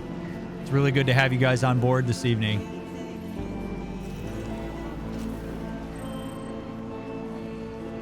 Last, hey, Lollipop, you can ask as many questions as you want. That's what I'm here for. Can you speak a little on triggers? Are they equal opportunity for everyone in a situation in the aftermath, or reserved only for people on one side of an event? Triggers are relative to the person, Lollipop. There's not really a way to qualify them as either being like something is a trigger for a person if it's a trigger for the person. So what might be triggering for one person may not be triggering for the other. That's usually relative to whatever the gross violation of expectation was. So, you know, I may have a trigger response to the sound of like a door lock jiggling, whereas maybe my wife would have a trauma response to a loud noise outside the door. And we may be unaffected by the other person's trigger. So triggers are relative to the person. So I think it's great when people are able to talk about what their triggers are so that other people know. And then I also think that people are responsible for understanding their triggers and knowing what their responses are. Are you streaming tonight, Zine? I wish mine would lock away the day I found out my best friend's mom passed away. I mean, a lot of us... Repression is a very functional way of handling things. In some ways, it's when the repression starts spilling out in different ways without people realizing it that it tends to cause problems. But the reason people do it is because it's functional. I have front page again. Whoa. Congrats on that, dude. That's awesome. What are you going to be playing tonight? I've been in my job for over a year now. Lately, everyone seems to come to me with their problems and use me as their therapist. I finally had to tell one of my employees, I don't care about your issues. The less I know about your personal life, the better it is for my own life. Go see a therapist if you were that miserable. That's one way to set boundaries, K-Girl. Might not necessarily be a straightforward answer, but how can you tell if you have repressed memories? The best answer I could give you, Nighthawk, in my experience, is you can usually tell if people have repressed memories because they will react to certain things in ways that are not consistent with a normal pattern of the way that they respond to things. That's usually how you can identify a trigger. It's also how you can usually identify transference. So sometimes if there's a pattern response that's unpatterned to the rest, that may indicate that there's something there. It doesn't always mean that, but that would be the best answer I could give you without knowing a person specifically. Why not give it a try?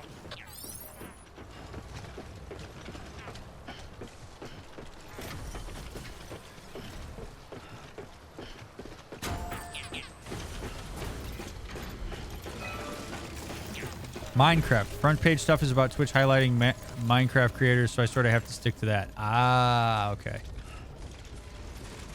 Well, that's good stuff, dude. What time do you go live? I get very agitated when I'm being triggered, and sometimes I realize and sometimes I don't. That's right, it happens. We can't always know when we've been triggered, but it's good to at least have some idea. Scanning bridges ID. Verifying ID. Clear.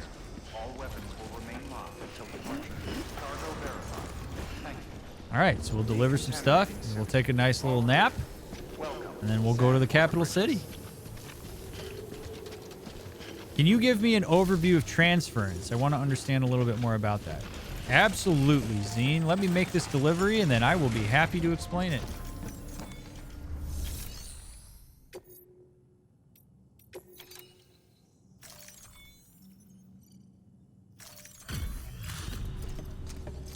Let's see. Because I love transference. It's very fascinating. It happens a lot. Actually, to be an expected part of therapy, and it's there's also a such thing as countertransference, which is when which is transference in the direction of therapist to client. So let's turn this stuff in, and then I will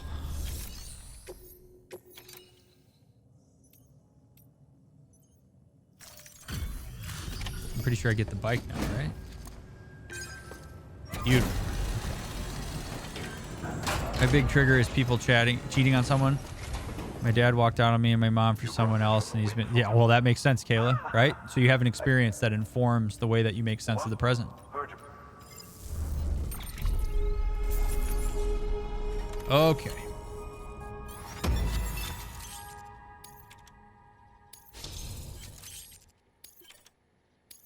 And...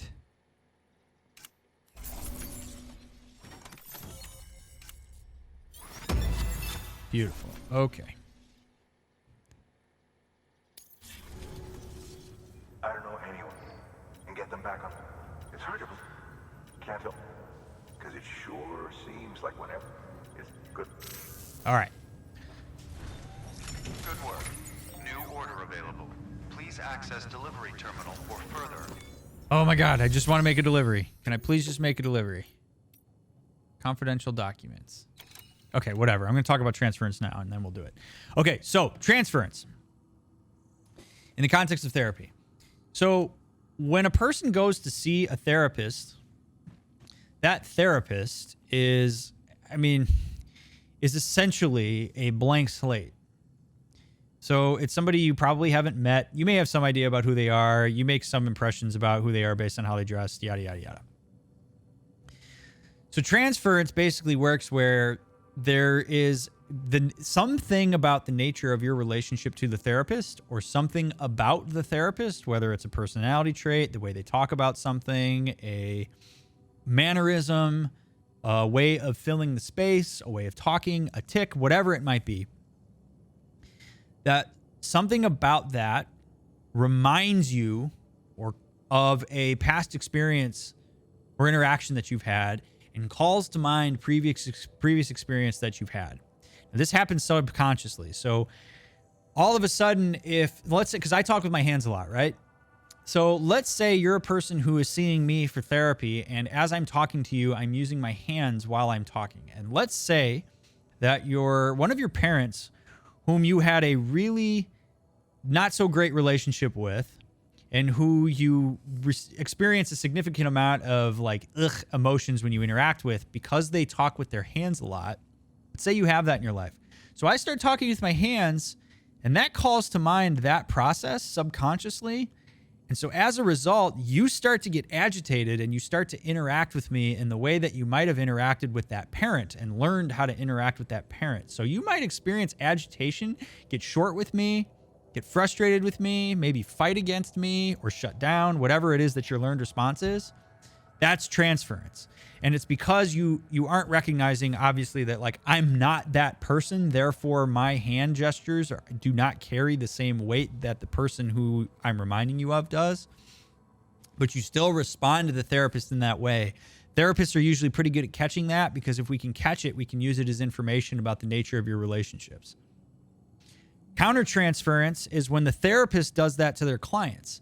So if I have a client that reminds me of something that my mom or dad does that drove me crazy, or brings themselves to a relationship, if I'm working with a couple in a way that drives me insane, like say how an ex brought herself to my relationship, then I may interact with that person subconsciously based off of that amalgam of experience that's coloring the way that I'm viewing that.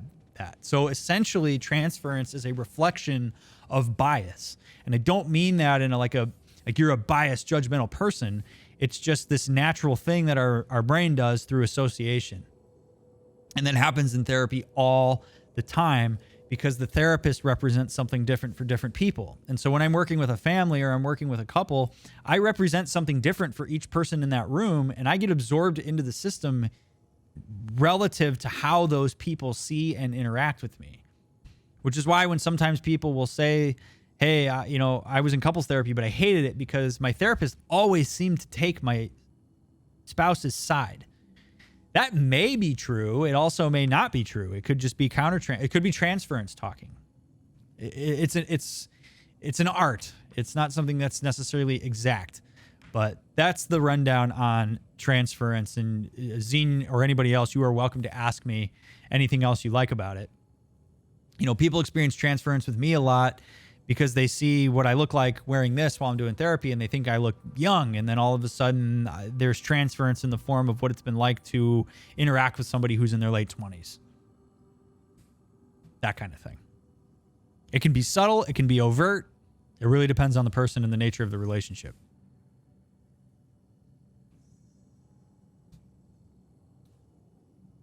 Can one use transference for good then? Like when you realize you're getting triggered by something, you can see. Yes, absolutely, Bonnie. That's what I mean when I say therapists can use that really effectively. We can notice that the transference is happening and be curious about it. And that could be great insight. Because ultimately what you want to do, there's this guy named Murray Bowen who theorized that we all need to differentiate from our families of origin, which essentially means we need to be able to acknowledge ourselves as both within and a part of a system. And the idea behind that is that if you can recognize that that's transference and that your response to that is not a response to the present, but is more a response to your past experiences, then it gives you the opening to be able to change the way that you respond in the present and going forward. And I know I look young. That's okay. I own that. I'm assuming that's not specifically bound to therapist-client relationship, though, right? Would it be considered transference if you just end up treating some person rudely because of a past figure they remind you of? Absolutely, Zine. And I would make the argument that streamers are targets of transference as well. Absolutely. And to make it a little bit more complex, just for fun, there can also be transference in the form of idealization, where if a person seems to represent idealized traits of somebody else, there can be transference that happens there where the person then interacts with that person as somebody, as if they are something that they idealize. And that can be not great also, and it can also be a good thing. So to some extent, that's why there's like celebrity worship, is because a lot of times people will look at celebrities and see them as this idealization, whether it's of themselves or other people or whatever it might be. And then they have these innate responses because we all operate based on the amalgam of our experiences up until that point. Transference, the root of daddy issues. Daddy's the root of daddy issues, Bonnie. Daddy's the root of that. No, but I mean, to some extent, you could say that transference can help a therapist have insight into family of origin issues. All right, nobody. Have a great night. Thank you very much for the host. So, that's my little TED talk about transference. In one of the models classes I teach about psychodynamic therapy, we talk about transference a lot because transference is used by psychodynamic therapists a lot in order to get information. Urgent crypto biote delivery, capital not city. Delivery time limit, 30 minutes. Whoa. That's where I'm headed. You guys think I can do it? Do not submerge. I think I could do it. This is a somewhat unusual order. You're gonna...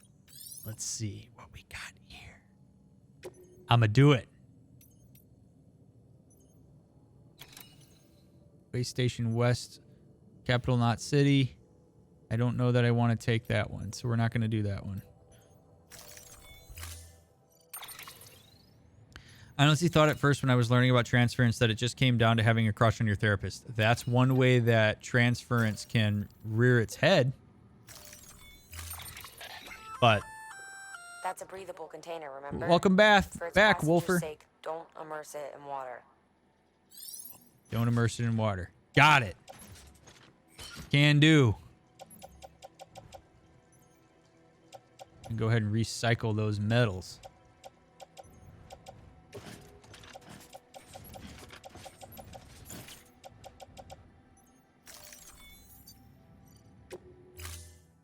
Can transference be used as treatment for sexual issues, being attracted to unlit lamps? Order assigned.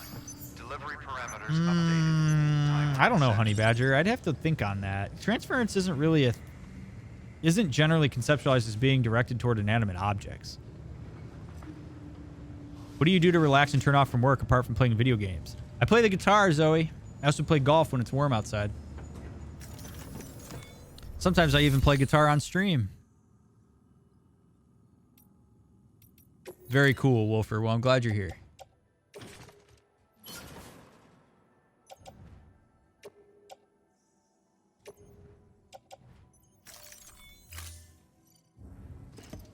All right, I need to come where you live so I can just sit there and talk to you. I'm not one to open up to people, so I don't go to a therapist. I have a hard time trusting people. Well, I appreciate that you feel comfortable enough talking with me while I'm on stream, Kayla Jean. Thank you for your continued support. I've thought about it, K-Girl, but it's also very damp. Like, it's gross outside and, like, rainy and shitty and awful, and I hate it. It's the worst. All right, let's go rest in the private room. Oh, no. All right, nope. We're gonna run. Here we go. We got 30 minutes. I got 30 minutes. Let's haul ass. Beginning scan. Have a pleasant journey. I think my body is more in a relaxed state now. Just had a nice dinner of pork, adobo, and rice, and a nice mug of coffee. That sounds awesome, gamer. Does this thing work now? Oh, baby. Weapons restrictions lifted.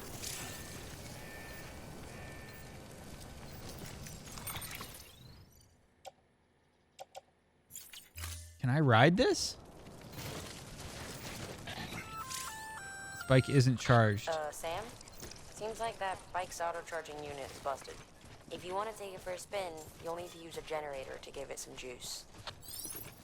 All right, well, I got 30 minutes, so I'm gonna just run. I can't ride the bike. I want to ride the bike, but I can't ride the bike. I open up to everyone. I have a problem I can't solve. Sometimes people help without knowing it. Sometimes even with the subject that wasn't the goal. Pretty amazing how that can happen, isn't it, Blahman? I had my therapy appointment today, and I swear the lady knows when I need a more relaxed visit, because we just talked through what happened the last 2 weeks, and I feel 100 times better than I did before. Hey, sometimes you just gotta process, Wolfer. Nothing wrong with that.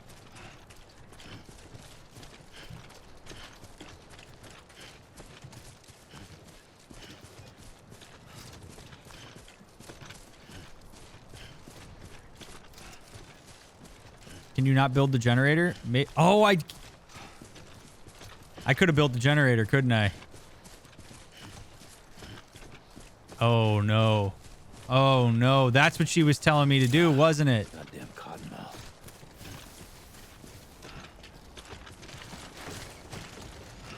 Okay, so, Wolfer, we are headed back to the capital city. I have been able to make deliveries and reconnect the network in this region, so I need to go back to the capital city in order to get some of these like emergency supplies that I then have to take to Port City. We're doing a pretty good job. I've connected most of the East Coast at this point. And that is a stamina bar that is right in the middle of the screen, Matt. I still contend that I am not working for the good guys. I had an employee ask me how I'm so dead inside. Literally the one thing I'm working on the most in therapy. I told him healthy dose of antidepressants and knowing when to shut the F up, and glared at him and walked away. I gotta say, you are quick on your feet, K-Girl. How are you so dead inside? Way station west of Capital Knot City. Nope, not going.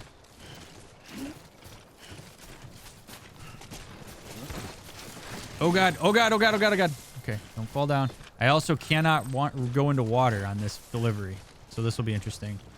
I really hope I don't have to build a bridge at some point. Oh, I just got an adrenaline shot.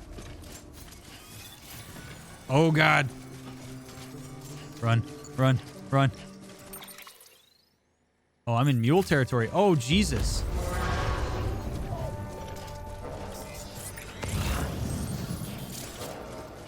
Oh, shit. Oh, shit. Run.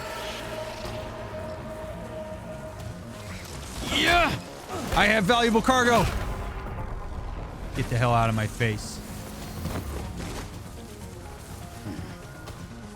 Coming over here? Okay, I'm gonna stay here. I get told all the time that I look miserable. I mean, it's my literal face. You know what? You know what's crazy, Omega, is I carry a really strong resting bitch face because I don't want people to talk to me generally when I'm in public. And for whatever reason, people still do. Allie laughs her ass off about it because I work really hard to make sure that people don't approach me, which I know is probably weird to think about since I try to be so approachable on Twitch. But like, I like my me time. I like when I'm, you know, like doing my mindfulness meditations while I'm walking to work and stuff. And like, I'll be in the grocery store and like 3 people will tell me everything they ever wanted anybody to know about them. Am I being chased? Oh God! Stay away from me. Stay away from me. Oh, he's way faster than I am. All right, fine. You want to fight? Oh, God. Okay. See ya. We're running. You got to approach them first and piss them off. That's what I do. It's not bad advice, Sam. I kind of like that. That's why I listen to music when I'm outside. It actually works. Yes, I keep earphones in at all time, Bonnie, and it still doesn't deter people. I got stopped on my way back home today. I was walking home and somebody stopped me on the sidewalk and started chatting me up. And they started by just asking me if they could park in the space they were in.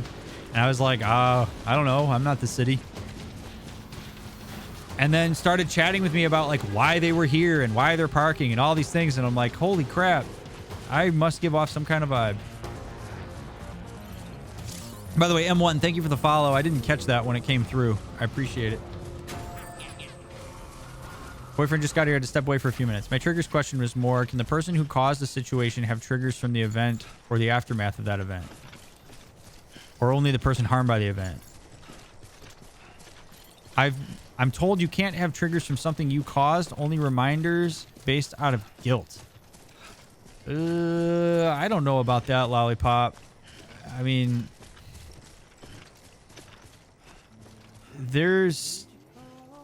I don't know. It would depend on the person. I don't see why it wouldn't be possible.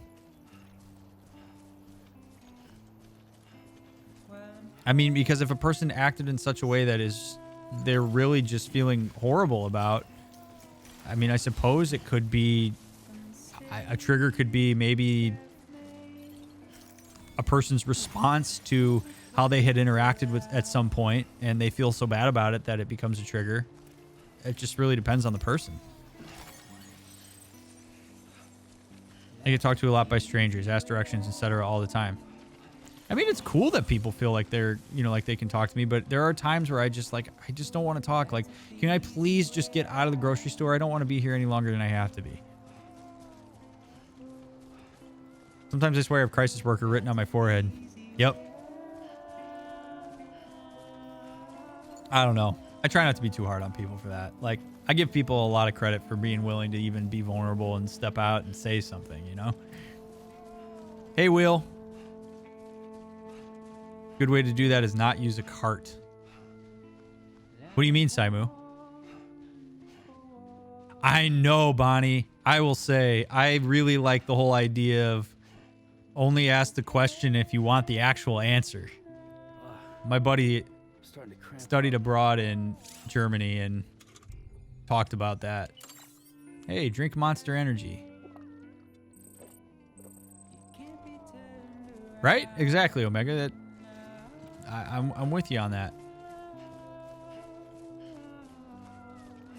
I like this music. This is nice.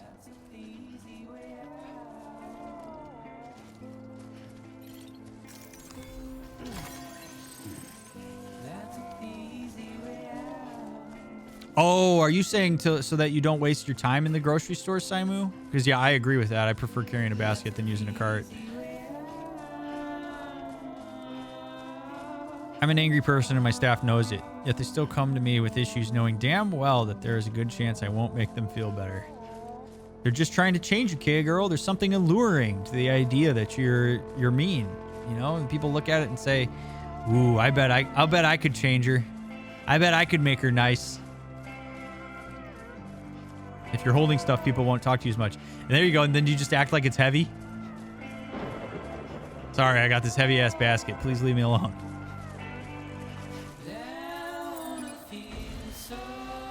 You say hello, bye, and have a nice day, but very rarely does someone just keep on talking.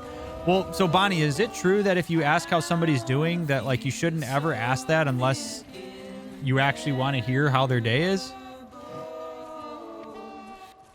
I think my staff see how nice I am to the guests and think I will act that way to them. Yeah, one's your job, right? And that's also because the customer's always right. Right, K-Girl? Always? 100% of the time? No matter what? Oh, God. Can't get this cargo wet. So I'm going to use these rocks. And we're going to hope I don't fall in like a knucklehead.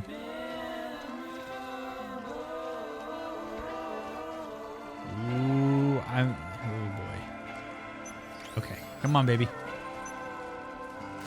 Good. Hey, we're only 10 minutes into the delivery. Is it okay if I ask a therapy-related question? Yes, Kay, you can ask as many questions as you want. I don't care if they're repeat questions or whatever. It's what I'm here for. Depends on who you're asking. Friends or family, for example, might give you an honest answer. Yeah, right. Ooh, do I put a ladder down? I think I should. Oh, there's one over here.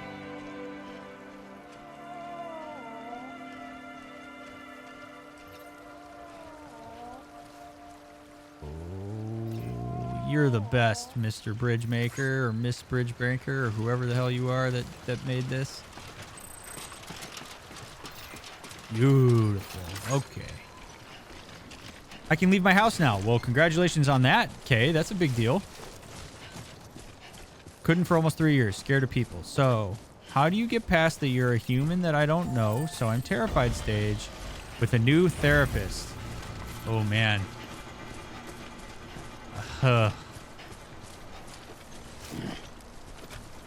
Okay, I don't know that I'm going to have a particularly eloquent answer for that. My guess is that it would be a lot of talking yourself up and reminding yourself that that person is not there to cause harm, but is instead there to help. Acknowledging that that still is going to be scary. You know, like it's tough. It's the thing about like working through like agoraphobia too, is people who are agoraphobic inherently have to get out of the house in order to work through their agoraphobia. It's not too much to ask. It's a tough one for me to answer, Kay, without knowing you too well. Because I mean, I hate to say this, it sounds somewhat insensitive, but part of it is you just have to do it, and then pay attention to the fact that that person hopefully didn't hurt you. But that's a real tough one. It really is. But positive self-talk, patience and compassion for the fact that it's scary. You know, recognizing that fear itself is not necessarily the thing that's going to hurt. Oh, man. I don't know how you do that job, K-Girl. I really don't. That would drive me nuts. I mean, I thought GameStop was bad, and then I hear some of the stuff that you talk about, and I'm like, holy shit. I said new. I mean, I guess if you wanted to go see a nude therapist, I don't know many people who would do that, but it's informed consent. I suppose if you know they're going to be nude, they're going to be nude.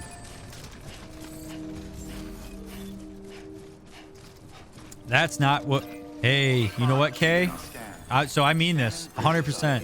If a therapist gets annoyed with you, that's a shitty therapist. Do we get annoyed by people? Sure. Do we show it? Absolutely not. Because that is your time. So if you had a therapist, Kay, and they seem to show you that they were annoyed by you, I would tell you to go get a new therapist. I would not do therapy nude. I hate being naked. Decontaminating suit. All clear. Absolutely hate it. One of my least favorite feelings. Guys, I made it. I made the delivery. We had no problems. No BTs. No water. Sam, first, Do you know who deliver John cargo, Liso then take is? on I do new not, requests. mother. Who is that? By the way, it's good to see you. Urgent. Must be ready to be delivered. Here it is. You're welcome.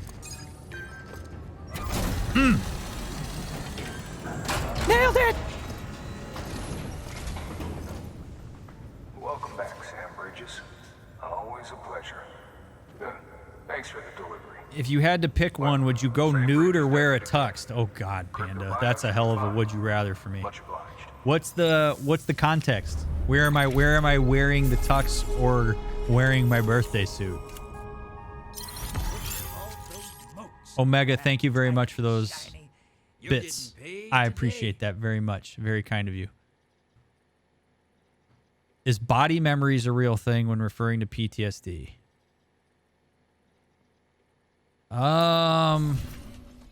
What do you mean by body memories, Wolfer? I don't know that I've heard that terminology.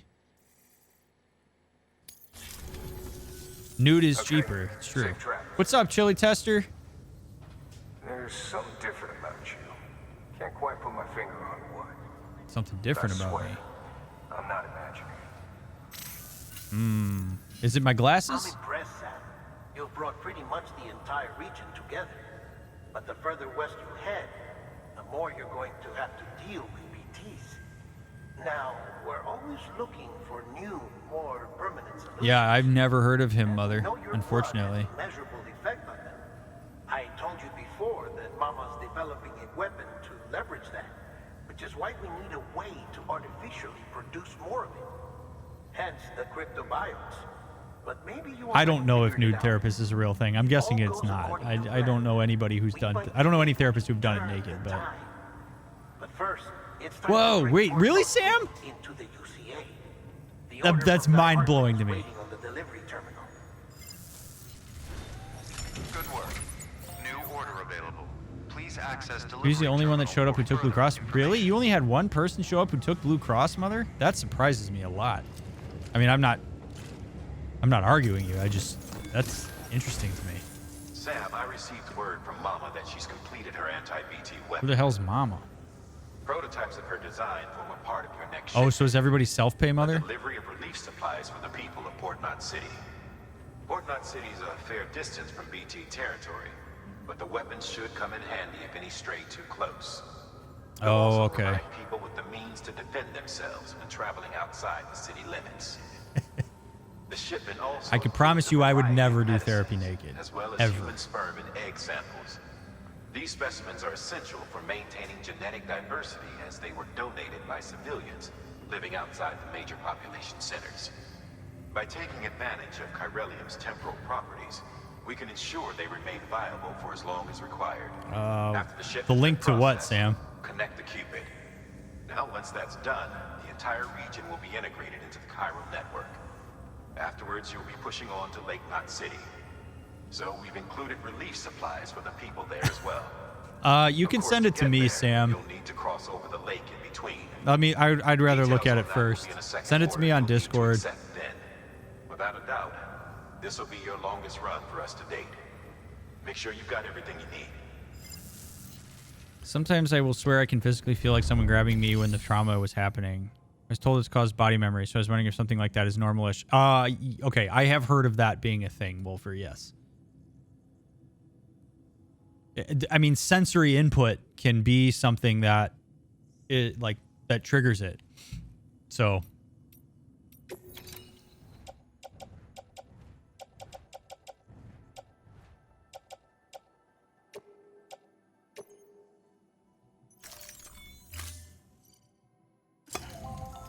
the lady's naked, Mother, from what I understand.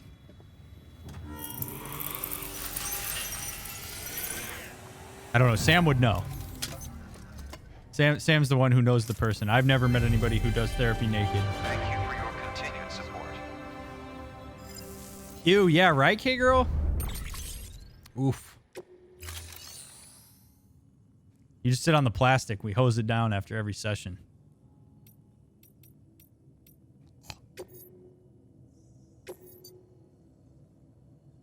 All right.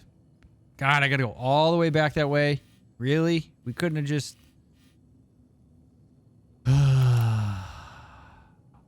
Hey, Hanger. Yeah, we're talking about therapy in the nude. Urgent delivery, tranquilizers, time limit. Yeah, let's deliver the tranquilizers. I'm down. And these are all, this is on my way. Delivery, prototype chiral network stabilizers. Can do.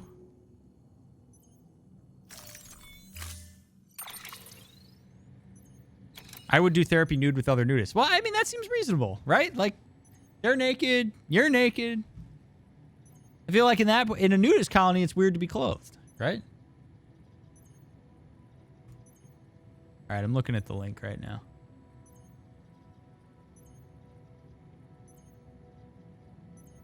Wait.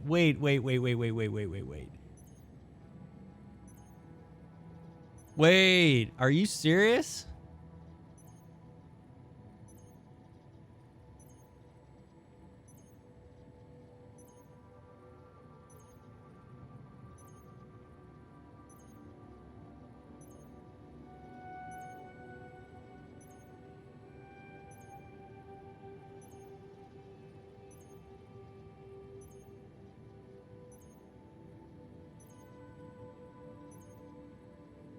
Whoa.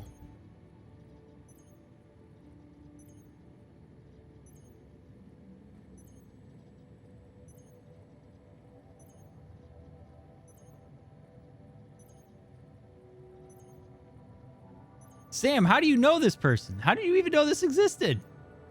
I know you guys are all like, you guys have no idea what I'm looking at right now, but what?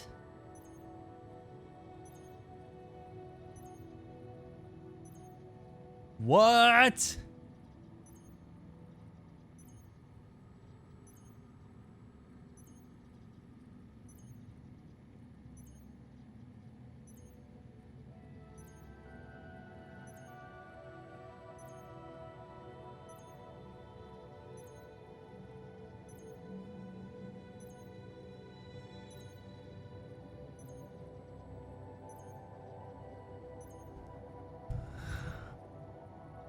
Okay, so here's my here's why I'm hesitant to okay. So I feel conflicted about this because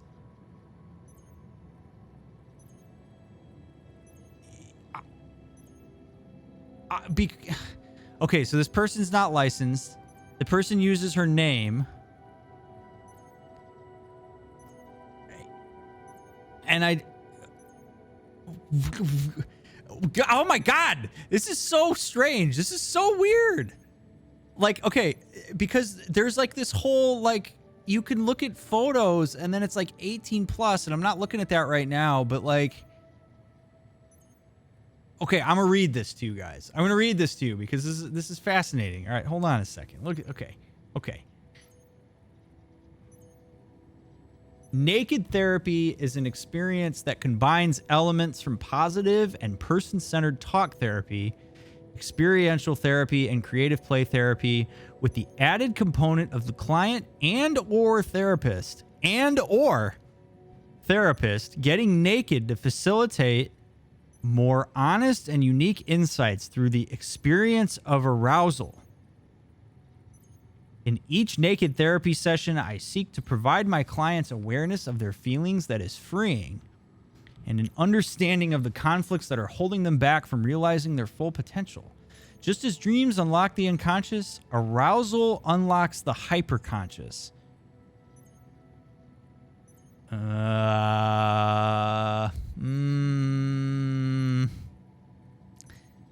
Arousal generally does not do good for people's insight. Okay. All right. We're gonna keep going. We're gonna keep going. All right. I'm gonna keep reading. Continued. A naked therapy session takes place via webcam. Okay, so this isn't in person. The naked therapist generally starts clothed and undresses over the course of the session. Yet the process of undressing varies according to the client's desires. During the naked therapy session, the therapist and client talk about what's on the client's mind, just like in talk therapy setting. But in naked therapy, the client and therapist also engage in arousal-enhancing conversations and activities. Such as what? That really depends on the client and the client-therapist relationship. This, if you could feel what my body feels like right now, like I'm like, ugh, I'm not aroused. Okay, like my inner therapist is not aroused. This is not arousing. This is arousing my like yikes meter. Okay. I will continue. Paragraph number 3. Naked therapy is different for every client because it is based on the client's arousal, which is always personal and unique. And different clients seek naked therapy for different reasons. Some are single and they're trying to get better at meeting someone significant. Some are married and they're looking for someone new to talk to. Some are having sexual or relationship problems and want help working through them. Some lack confidence around the opposite sex, problematic language there, and need to practice and improve in that area. Some have unresolved issues from childhood that are keeping them from realizing their full potential. Some are frustrated and simply need to vent. Some are dealing with pornography addiction and want to overcome that. What better way to overcome pornography than to just have your therapy be pornography? Some merely want to express themselves and engage in thoughtful conversation with someone who listens. Some are just curious, and some are interested in taking a long, fascinating journey through their arousal. Emphasis on long. Can you please just give everyone a massive shout out for making me much less scared of telling some random person all my childhood crap and deepest, darkest thoughts? I mean, hey, absolutely, Kay. Big time shout out. But nakedness provides every patient with the possibility of letting go of restrictions and inhibitions. That means literally letting loose of inhibitions means that your prefrontal cortex is offline, which means you're not going to engage in a conversation in any way that is meaningful. Okay, but anyway, it also instantly establishes a communicative, intimate, and trusting relationship between the therapist and patient. Instead of the cold, objective, impersonal demeanor of some traditional therapists, I can get on board with that. That's true. The client encounters me, just as I am, with nothing to hide, and as a result, he feels less inhibited around me. And by being turned on, he's able to discover things he might not with a clothed therapist. I haven't decided if I'm going to share this on Discord or not. I mean, I can tell you that if you Google naked therapy, you're probably going to find this. As of 2012, all of my clients are men.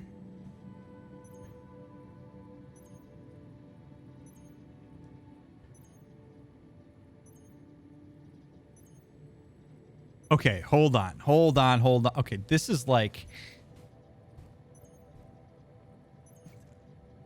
This is blowing my mind, okay? I will read the FAQ in a second. Because, wait a second. Okay, Kimby, good to see you. I am doing okay. I hope you're doing okay too, although right now this is fascinating to me. Okay. In our current therapeutic culture, arousal, not to mention nakedness, is largely forbidden between therapist and client. That is just because arousal is associated with sex, and sex between a therapist and client is not allowed by the Code of Ethics of the American Counseling Association and the American Psychology Association. But naked therapy does not involve sex between the therapist and client. Instead, it supports and encourages the client's arousal through the therapist's nakedness and attitude in order to explore how the client being aroused might help. That is so coercive. People do crazy things when they are aroused. People spend oodles and oodles of money and are so impressionable when they're turned on. Like if you're, okay, I mean, because I will say, like, I mean, the woman is attractive, okay? So it's like, oh, like, to do this and to combine this with being naked, oh, man, just like there's, oh, whoa. I don't know. I mean, maybe she's a good person. Maybe she does good stuff, but like, holy shit, this sounds the alarm bells. All right, I'm going to the FAQs. Here we go. Here we go. By the way, for anybody who's in here and who has no idea what I'm doing right now, I am reading a screen about naked therapy. A practice that I do not condone and am in no way associated with, but am fascinated by right now because this is like mind-blowing to me that this exists. Okay. Question. How do I schedule a session? To schedule a session, you need to pay first. That's shady AF. Shady AF. I never in my life have I ever had a session with a client where they paid first. Always pay at the end of the session. God damn it, Nix. No, I'm not. Okay. Question. All right. I want to see your schedule. Great. Please view my schedule here for available sessions. What happens once I pay? After you pay, you may immediately request a session time from my schedule and I will confirm within 2 business days. After I receive your payment, I will follow up with full details within 2 business days with the session details and agreement sent via email. Oh my God. So she has informed. Oh my God. Tell me about your payment process. I use CCI bill. Okay, whatever. How does a session work? Different clients require and desire different things, but generally you decide if you'd like to start with a text chat and one-way cam. You can see me, but I can't see you, or a voice chat and a 2-way cam. This literally sounds like how people... Okay, I don't know this is to be the case. This is not me saying that this is what this is. But like, this is how people... I lived in Las Vegas for a year. This is how escort services get around prostitution in Las Vegas. Is like shit like this. Like, this is all come out as professional, and like the girls go straight to your room, all this shit, but it's all written in such a way that it like lets you off the hook. Like, oh my God. Like this does. It sounds like a cam girl. That is well, it's absolutely what this sounds like. Okay. Whatever. I will continue. Do I need a special software or a camera? No. When I contact you, I'll give you the particulars as to how you access the session on your computer, but no special software or camera is needed. All you need is a high-speed internet connection. Let me guess. The platform you use is probably not HIPAA compliant. When will you visit my country? Where are you based? I am based in New York City. I can meet with anyone in the world via webcam. I do not do in-person sessions. So if you want naked therapy, the problematic thing here is that it's called therapy. And good night, Bonnie. What's up, Duck? How long are your sessions? 1 hour. What happens during the sessions? You and I talk about whatever you want to talk about, should you wish it. And you get naked over the course of the conversation. Are you still practicing? Yes. Am I allowed to make special requests? Yes. If you want me to wear something special, ask in advance and it can be arranged. If you want me to undress in a certain way, that can also happen. And if you want to see me from a certain angle, or you want me to do or say something specific, simply ask. I do have my limits and only do what I consider to be therapeutically relevant to your progress, but I'm also very open-minded. What? Based on my systemic assessment,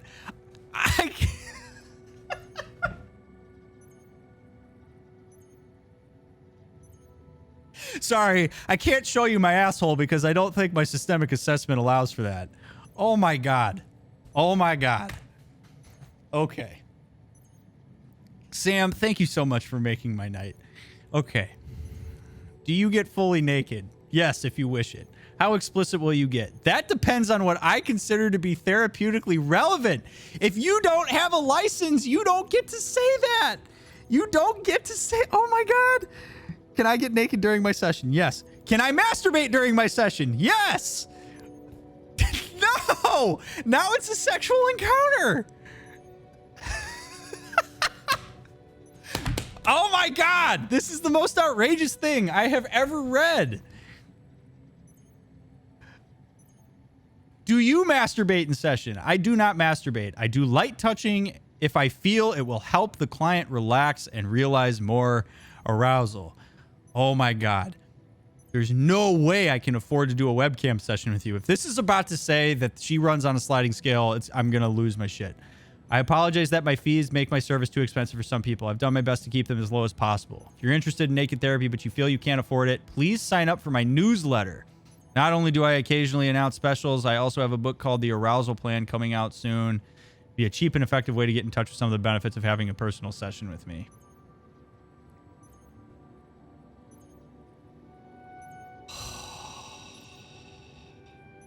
How is this different than the camming you offer through Onogram.com. Well, this is therapy, and camming through Onogram is not. You can't say that this is therapy.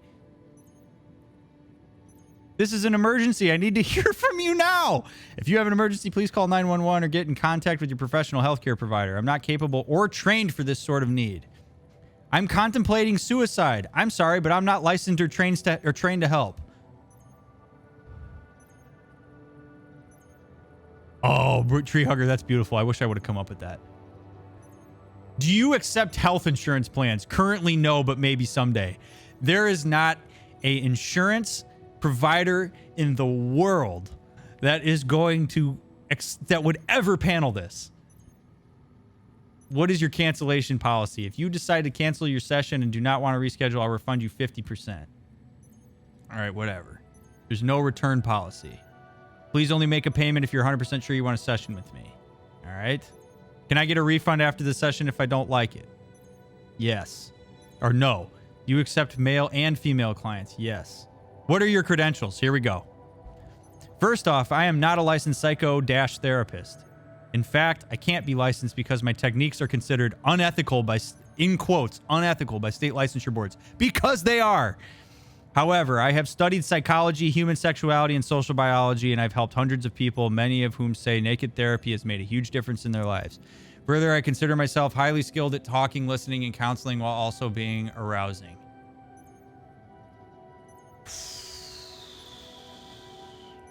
I still don't get it. Why the naked? Naked makes your therapeutic interaction with me completely different than a traditional therapeutic experience. Though being scantily clothed or stripping or being fully naked, you have a different experience. You can feel aroused, inhibited, afraid, curious, intimate, any number of things. You can also get naked yourself. And these feelings change the therapeutic picture. They change how you feel, what we talk about, how we relate. She should just call this naked conversations. How am I supposed to concentrate when you're taking your clothes off? Man, this FAQ is really long.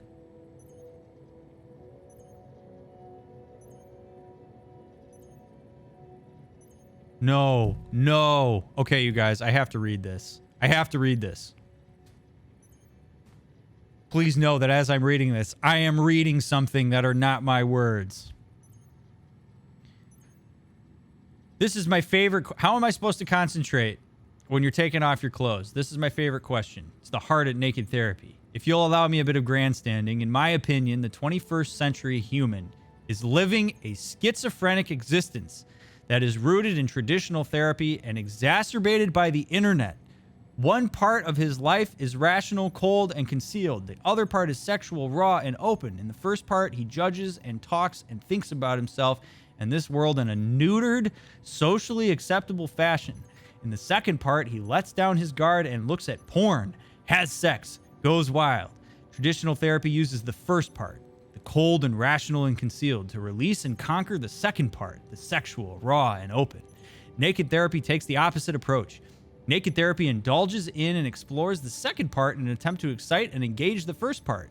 Both traditional therapy and naked therapy have the goal of bridging these two parts, but only naked therapy really succeeds because it goes at it from the right direction. It is able to bring two parts together because it accepts both parts on their own terms in a positive way and doesn't value one over the other.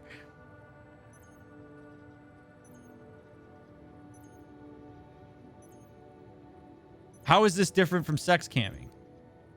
My clients will tell you it's only far from it, it's better. While I generally get naked in my sessions, it's done in a way that fits into the progress of the client. Sometimes I use nakedness in the same way a traditional therapist might use techniques like dream analysis, free association, or neurocognitive reprogramming. Are you kidding me? No! Is there literature on naked therapy? The only literature currently on naked therapy is in my blog. I hope to have academic papers and further literature published soon. You're not... There's... What?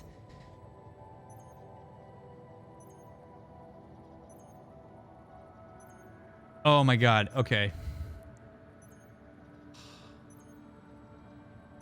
Where are the fees?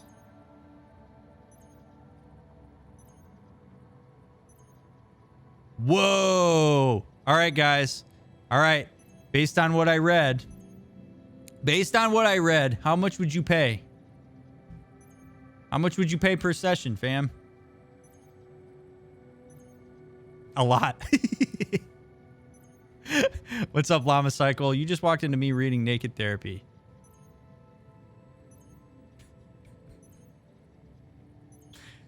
Viduct, she'll wear depends if you ask her. She takes requests. $350 a session. $350 per hour.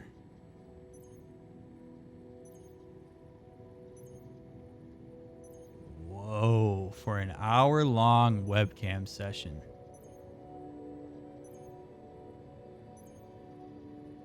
I cannot believe that Psychology Today ran an article about this.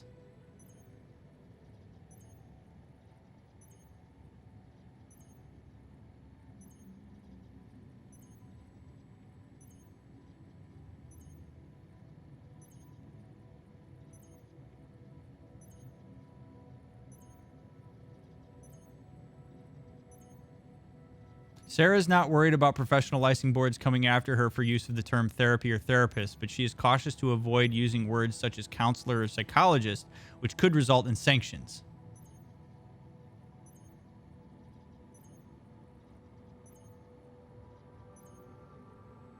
Wow. Holy crap.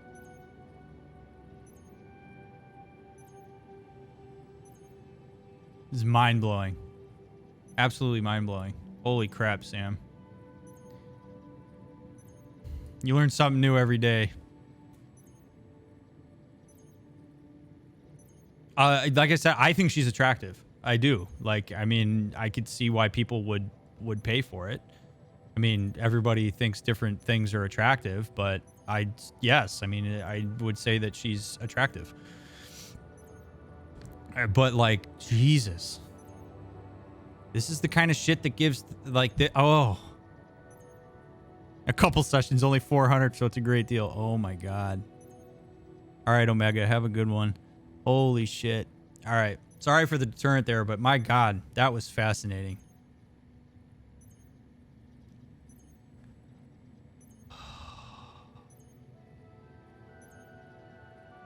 She also avoids words like police, legality. Yeah, I bet. She's also a model. Right. Yeah, she's a cam model. Yeah, when you click on her photos, it's 18 plus. I don't know. Like I said, I'm not trying to slander her as a person. I just like, holy shit, that kind of shit's dangerous, man.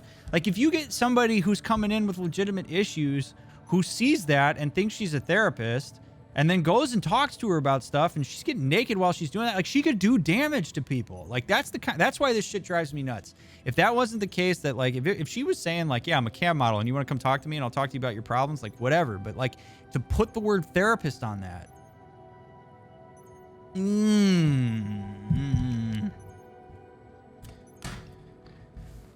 had to take a breath after that. Oh. No shit, mother. You are not kidding. So, I mean, whatever. You want to take your clothes off and talk to people, that's fine. But, ooh. Oh, my God. What's up, Will? You like the view out of my window? That is the city of Chicago behind me. My brain is... I don't know. It's coming down. Like, I mean, I experienced arousal. Not like sexual arousal. Just arousal. Also, it's kind of annoying that word is associated with sex all the time. You can be aroused and it not be sexual at all.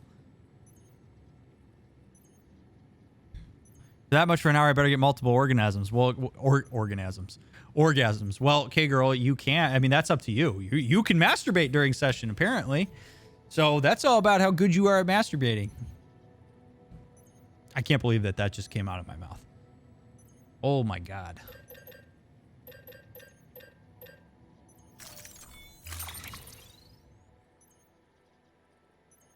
It's insane, you guys. Like, it's unbelievable.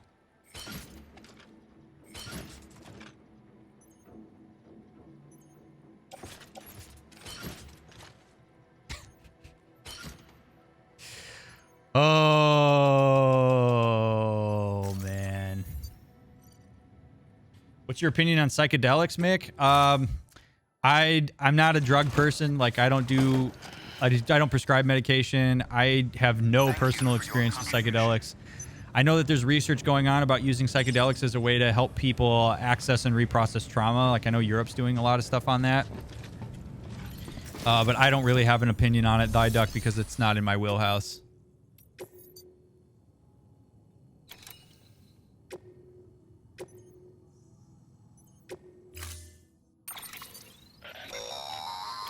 That's a trend. Bag filled with Sam's blood will restore his blood levels, which means continuous transfusion via if you are carrying multiple blood bags.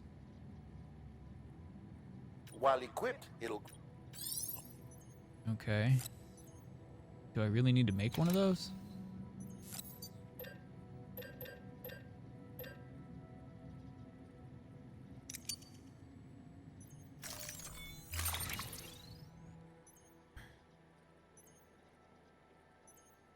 I'm jealous of that view out your window. Well, thank you, Zoe. I love it. We enjoy it. One of the things that we had realized when we were trying to find out where we were going to live was Sam, this is our first that you can't change the view. So I had to work fast we got with lucky what with had, our so apartment. They're basically modified hand grenades. Do you have advice for a couple seeking couples At counseling when the least couple isn't really that's talking how very they're much at the meant to moment? function. They've never actually been tested. in the field. Just to realize that you're But probably going to have to talk in Thanks so therapy. much. Oh, I'm absolutely going to share that with Allie K Girl. Absolutely.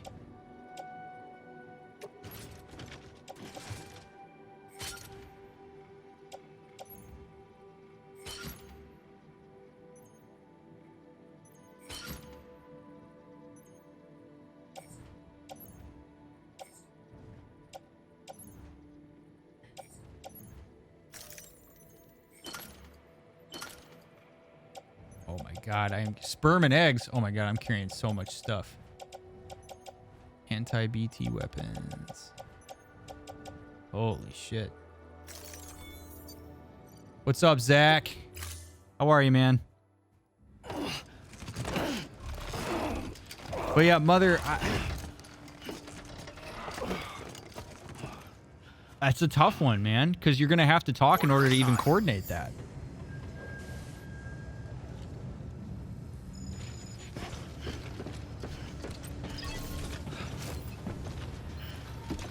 How are you, Zach, by the way? Let's see. Looking for a couples therapist would be good for that thing you do once a month. Yeah, I agree, Sam. I mean, I can certainly help with that, Mother, if you wanted to do that. Oh, actually picking a therapist? I mean, somebody who specializes, I guess, in working with communication, which most couples therapists are going to say that they do, Mother. I think it's picking somebody whose vibe you both connect with, if that makes sense. Like, I mean, because you both should feel like you feel some level of investment in who you're going to see. If you're not talking, that can be hard to coordinate, but I think that's what I mean by, like, you're going to have to talk about it in some way.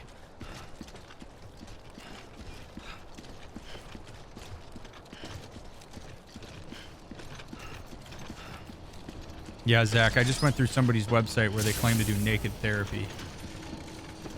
You can imagine how I responded to that. Oh, God. Maybe, Mother. Have a pleasant journey. I just read the whole thing for you, so you can show the VOD. Looks like you've got some more orders to take care of. Remember, once you get All right. to Good night, Port Zoe. City, Thank you you'll for be being crossing here. the lake. So you should make it. Okay. So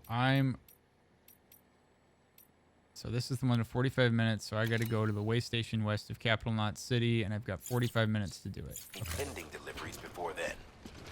Take a look at your map and figure out the most efficient way to get to all the places you need to go. Might even be able to use the therapist search as a way of opening up the channel of communication. That is a good point, Jared. What Fresh said, Mother. Very true. Twitch guy found this therapist hilarious. I think laughing nude therapy could really help us. Yeah. I mean, to be able to willy-nilly use the word therapist like that, it drives me insane.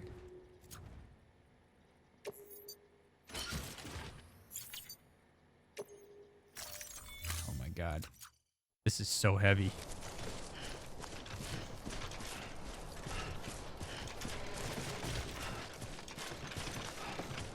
How would one go about certifying oneself as a naked therapist? I guess get a degree first, get licensed first, and then realize you can't do that and stop. Or just do it and apparently don't get in trouble for it. It's like life coaching. You just say you are one and it's good enough. All you have to do is ask. Got it? Good. DrMick is a naked certified therapist every time he takes a shower. You're not wrong. I am a naked licensed therapist when I shower, except for the fact that I shower in jean shorts because I'm a never nude. So got you on that one, man. There's dozens of us.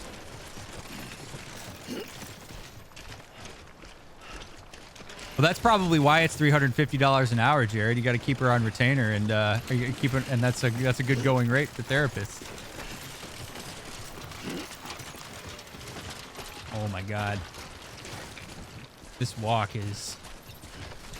I mean, you do wear shorts under your pants. You're right. I do. I wear gym shorts under my pants. I mean, I'm basically a never nude. It's true. Where's that ladder? Okay, here's the ladder I walked across earlier.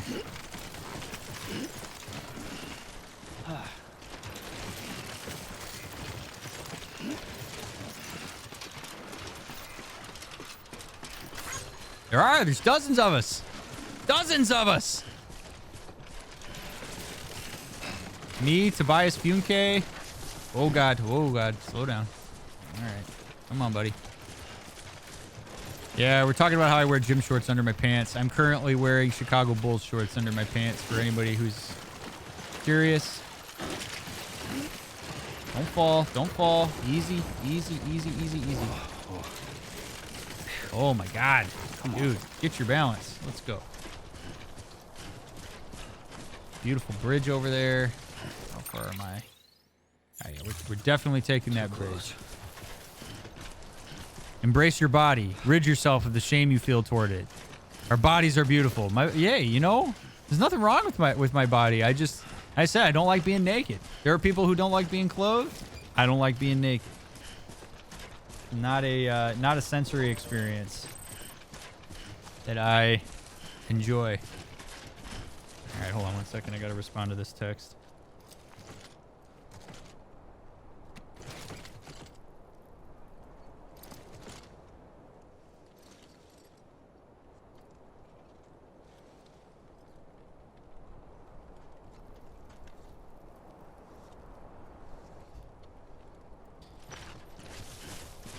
I'm driving everyone in the house nuts and I feel bad. I can't get calmed down. Well, hey, I'm glad you're here, Wolfer. You can hang out with us. You're not driving me nuts.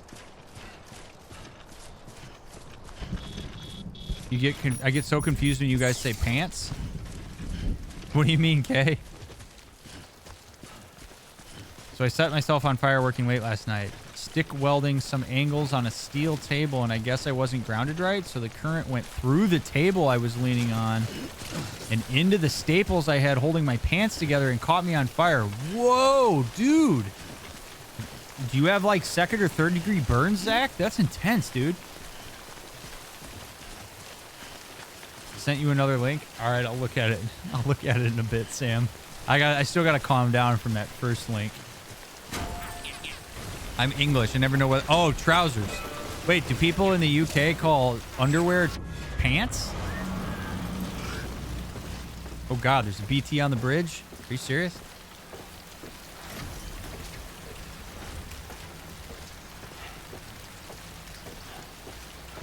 Sam, I tell you, I cannot wait to show Allie some of this stuff.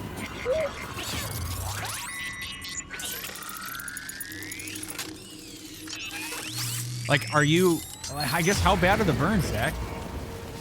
I'm worried about you, man. That's intense.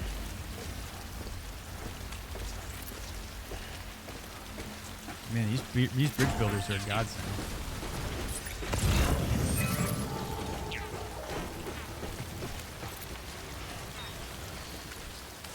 It sure can be, Wolfer. I totally hear you on that. I really do. Be absolutely brutal.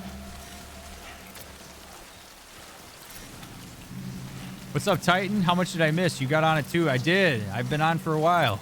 You missed us talking about naked therapy, Titan. You didn't read the testimonials? Oh my god. You're right, Sam. I did. Which is already kind of effed up. Like, I wouldn't ever put testimonials on my website for me as a therapist. That's a little bit odd. That's asking my clients to out themselves. I mean, I get that they're doing it anonymously, I suppose, but... Oh, no. So, Titan, it's not a real thing. It's a thing that somebody does that's not an ethical use of the word therapy. What's up, Assassin Man? Good to see you. Nightingale, hello. First stream with you, and I already missed something like that. It'll be in the VOD, Nightingale. You can see me flip my shit while I read it. By the way, those of you who are in here and just coming in, I hope you're doing well. I'd love to hear how you're doing. I'm glad you're here, spending some time with me. I wear pants under my trousers. Yeah, I would have a hard time with that too, Kay. Oh, there you go. Thank you, K-Girl. There you go. Anybody who's interested in listening to me talk about naked therapy, there's the clip right there that K-Girl just posted. Oh, brother. Don't mind me, Mr. BT. I'm just gonna go over here with my baby. I ended up having to go to the hospital because work made me. Just some second-degree burns, over 25%. Over 25% of your right leg? Pissed me off more than anything. What the hell are the odds that that would happen? Lifelong welders at my work have never even seen that happen. Freak accidents happen, man. I'm sorry that happened, though, dude. 25% of your leg's a lot. That's brutal. Any other BTs in here? No? Okay.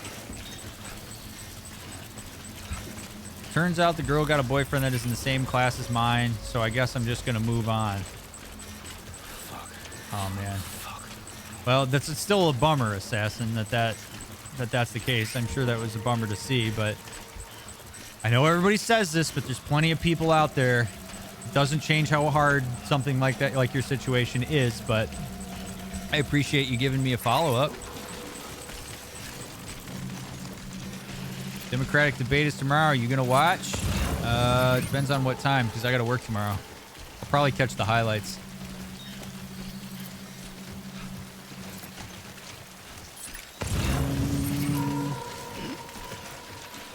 I'm gonna have to cross this at some point. It didn't say I couldn't get it wet, right?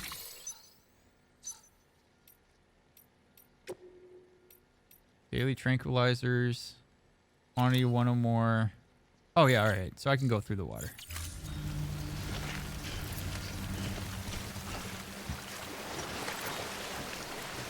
Don't get swept away, don't get swept away, don't get swept away.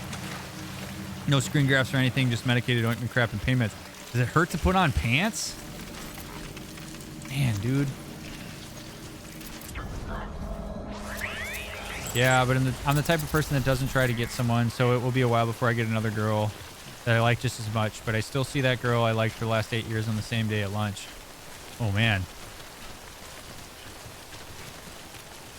It's hard. It's, oh, man. I chased a girl for a long time, Assassin, and it never ended up working out for me, but I say that, I guess, in some way to empathize with how hard that can be. All through high school, I chased the same girl. I wasn't creepy, but I shot my shot. Didn't work out. But now I'm married to a wonderful woman, so I don't really worry about it anymore.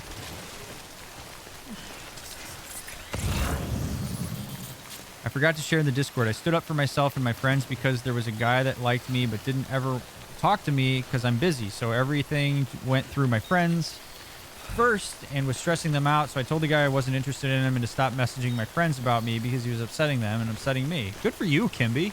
Way to set some boundaries. I'm into that. I bet you could get a doctor's note to not wear pants at work. That's the K-girl way there. I'm just gonna assume that anytime any of you guys say pants, you actually mean trousers. That is probably the case, Kay. That's a good. Oh no! Oh no! Oh no! Oh no! That's probably a good call. Oh my God! Come on, Sam. Climb, buddy. That's the city we got to get to. I actually wore a dress today, man. How'd you? Why'd you? I'm so surprised, Kay girl. What's up, Joypunk?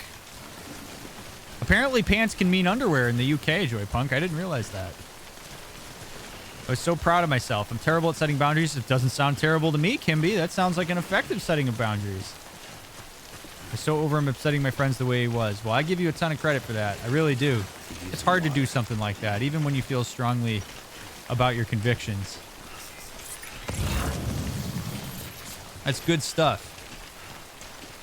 And you deserve lots of credit for it. Hence why I'm giving you lots of credit for it.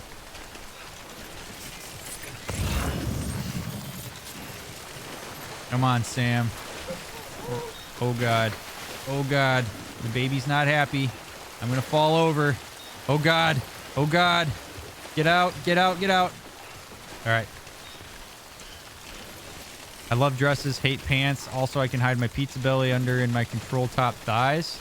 You said a lot of things that I don't understand, but I've got over a bit. I used to be obsessed with the girl, which is weird, counting that I was the type of person to sleep every day in class. Oh, man, I used to sleep all the time in school, Assassin, man. There we go. I thought school was so boring.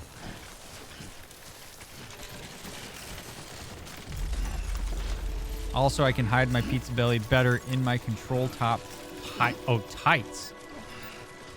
Did I read that as saying thighs? I feel like I read that as saying thighs, which is not what you wrote at all. Oh boy. Ooh, this terrain is brutal. Come on, Sam. You can do it, buddy. We're almost out of stamina. I don't think I can sleep in this next place, so this is going to be rough. Is pizza belly the same as beer belly? I suppose it is. If you're a person that doesn't drink beer. I got to go. Thanks for a fun night. Sam, thanks for the conversation fodder. I appreciate you stopping by. It's always good to have you in here. Yeah. And I hope you have a lovely evening. And I hope you manage to stay warm.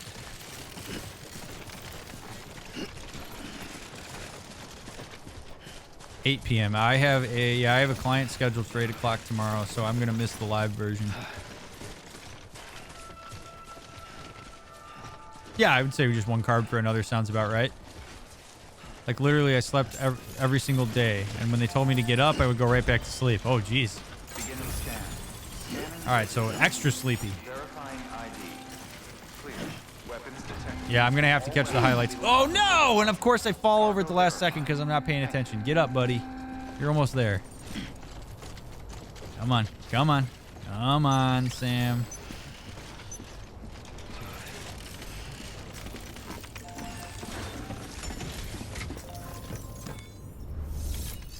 All right.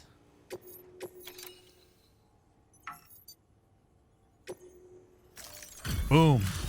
Delivery in. We're doing work today, y'all. Kicking ass. Delivering cargo. Also, Jared, I completely agree with what you texted me. I'm so glad you're here. I figured you might show about now. Is it weird to have a fear? Is it weird to have a fear to have a panic attack in front of your therapist? Yeah. I mean, panic attacks suck. So I think most people are afraid to have panic attacks. I wouldn't say it's weird. I mean, if you're a person that struggles with panic attacks, like generally that comes with the territory, is being afraid of having another panic attack. I will say if there's anybody to have a panic attack in front of, it's your therapist. Good work. New order available. Because we can handle it. Please access delivery terminal for further information. All right, Sam, we'll rest in a second, man. Come on. We'll rest in a second.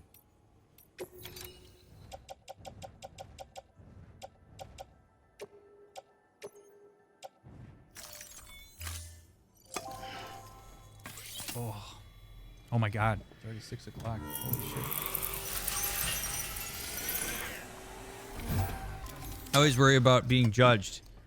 Yo, a therapist is there to make sure that you aren't judged. That's what we do. We're there to give you our time and to not judge you for that kind of thing. That's what I mean. If there's any space where it's okay, I mean, I know having a panic attack sucks, but like if there's any place to do it, it's with your therapist because they're not going to judge you. And in fact, they're going to try to help you through it. That's part of the jam.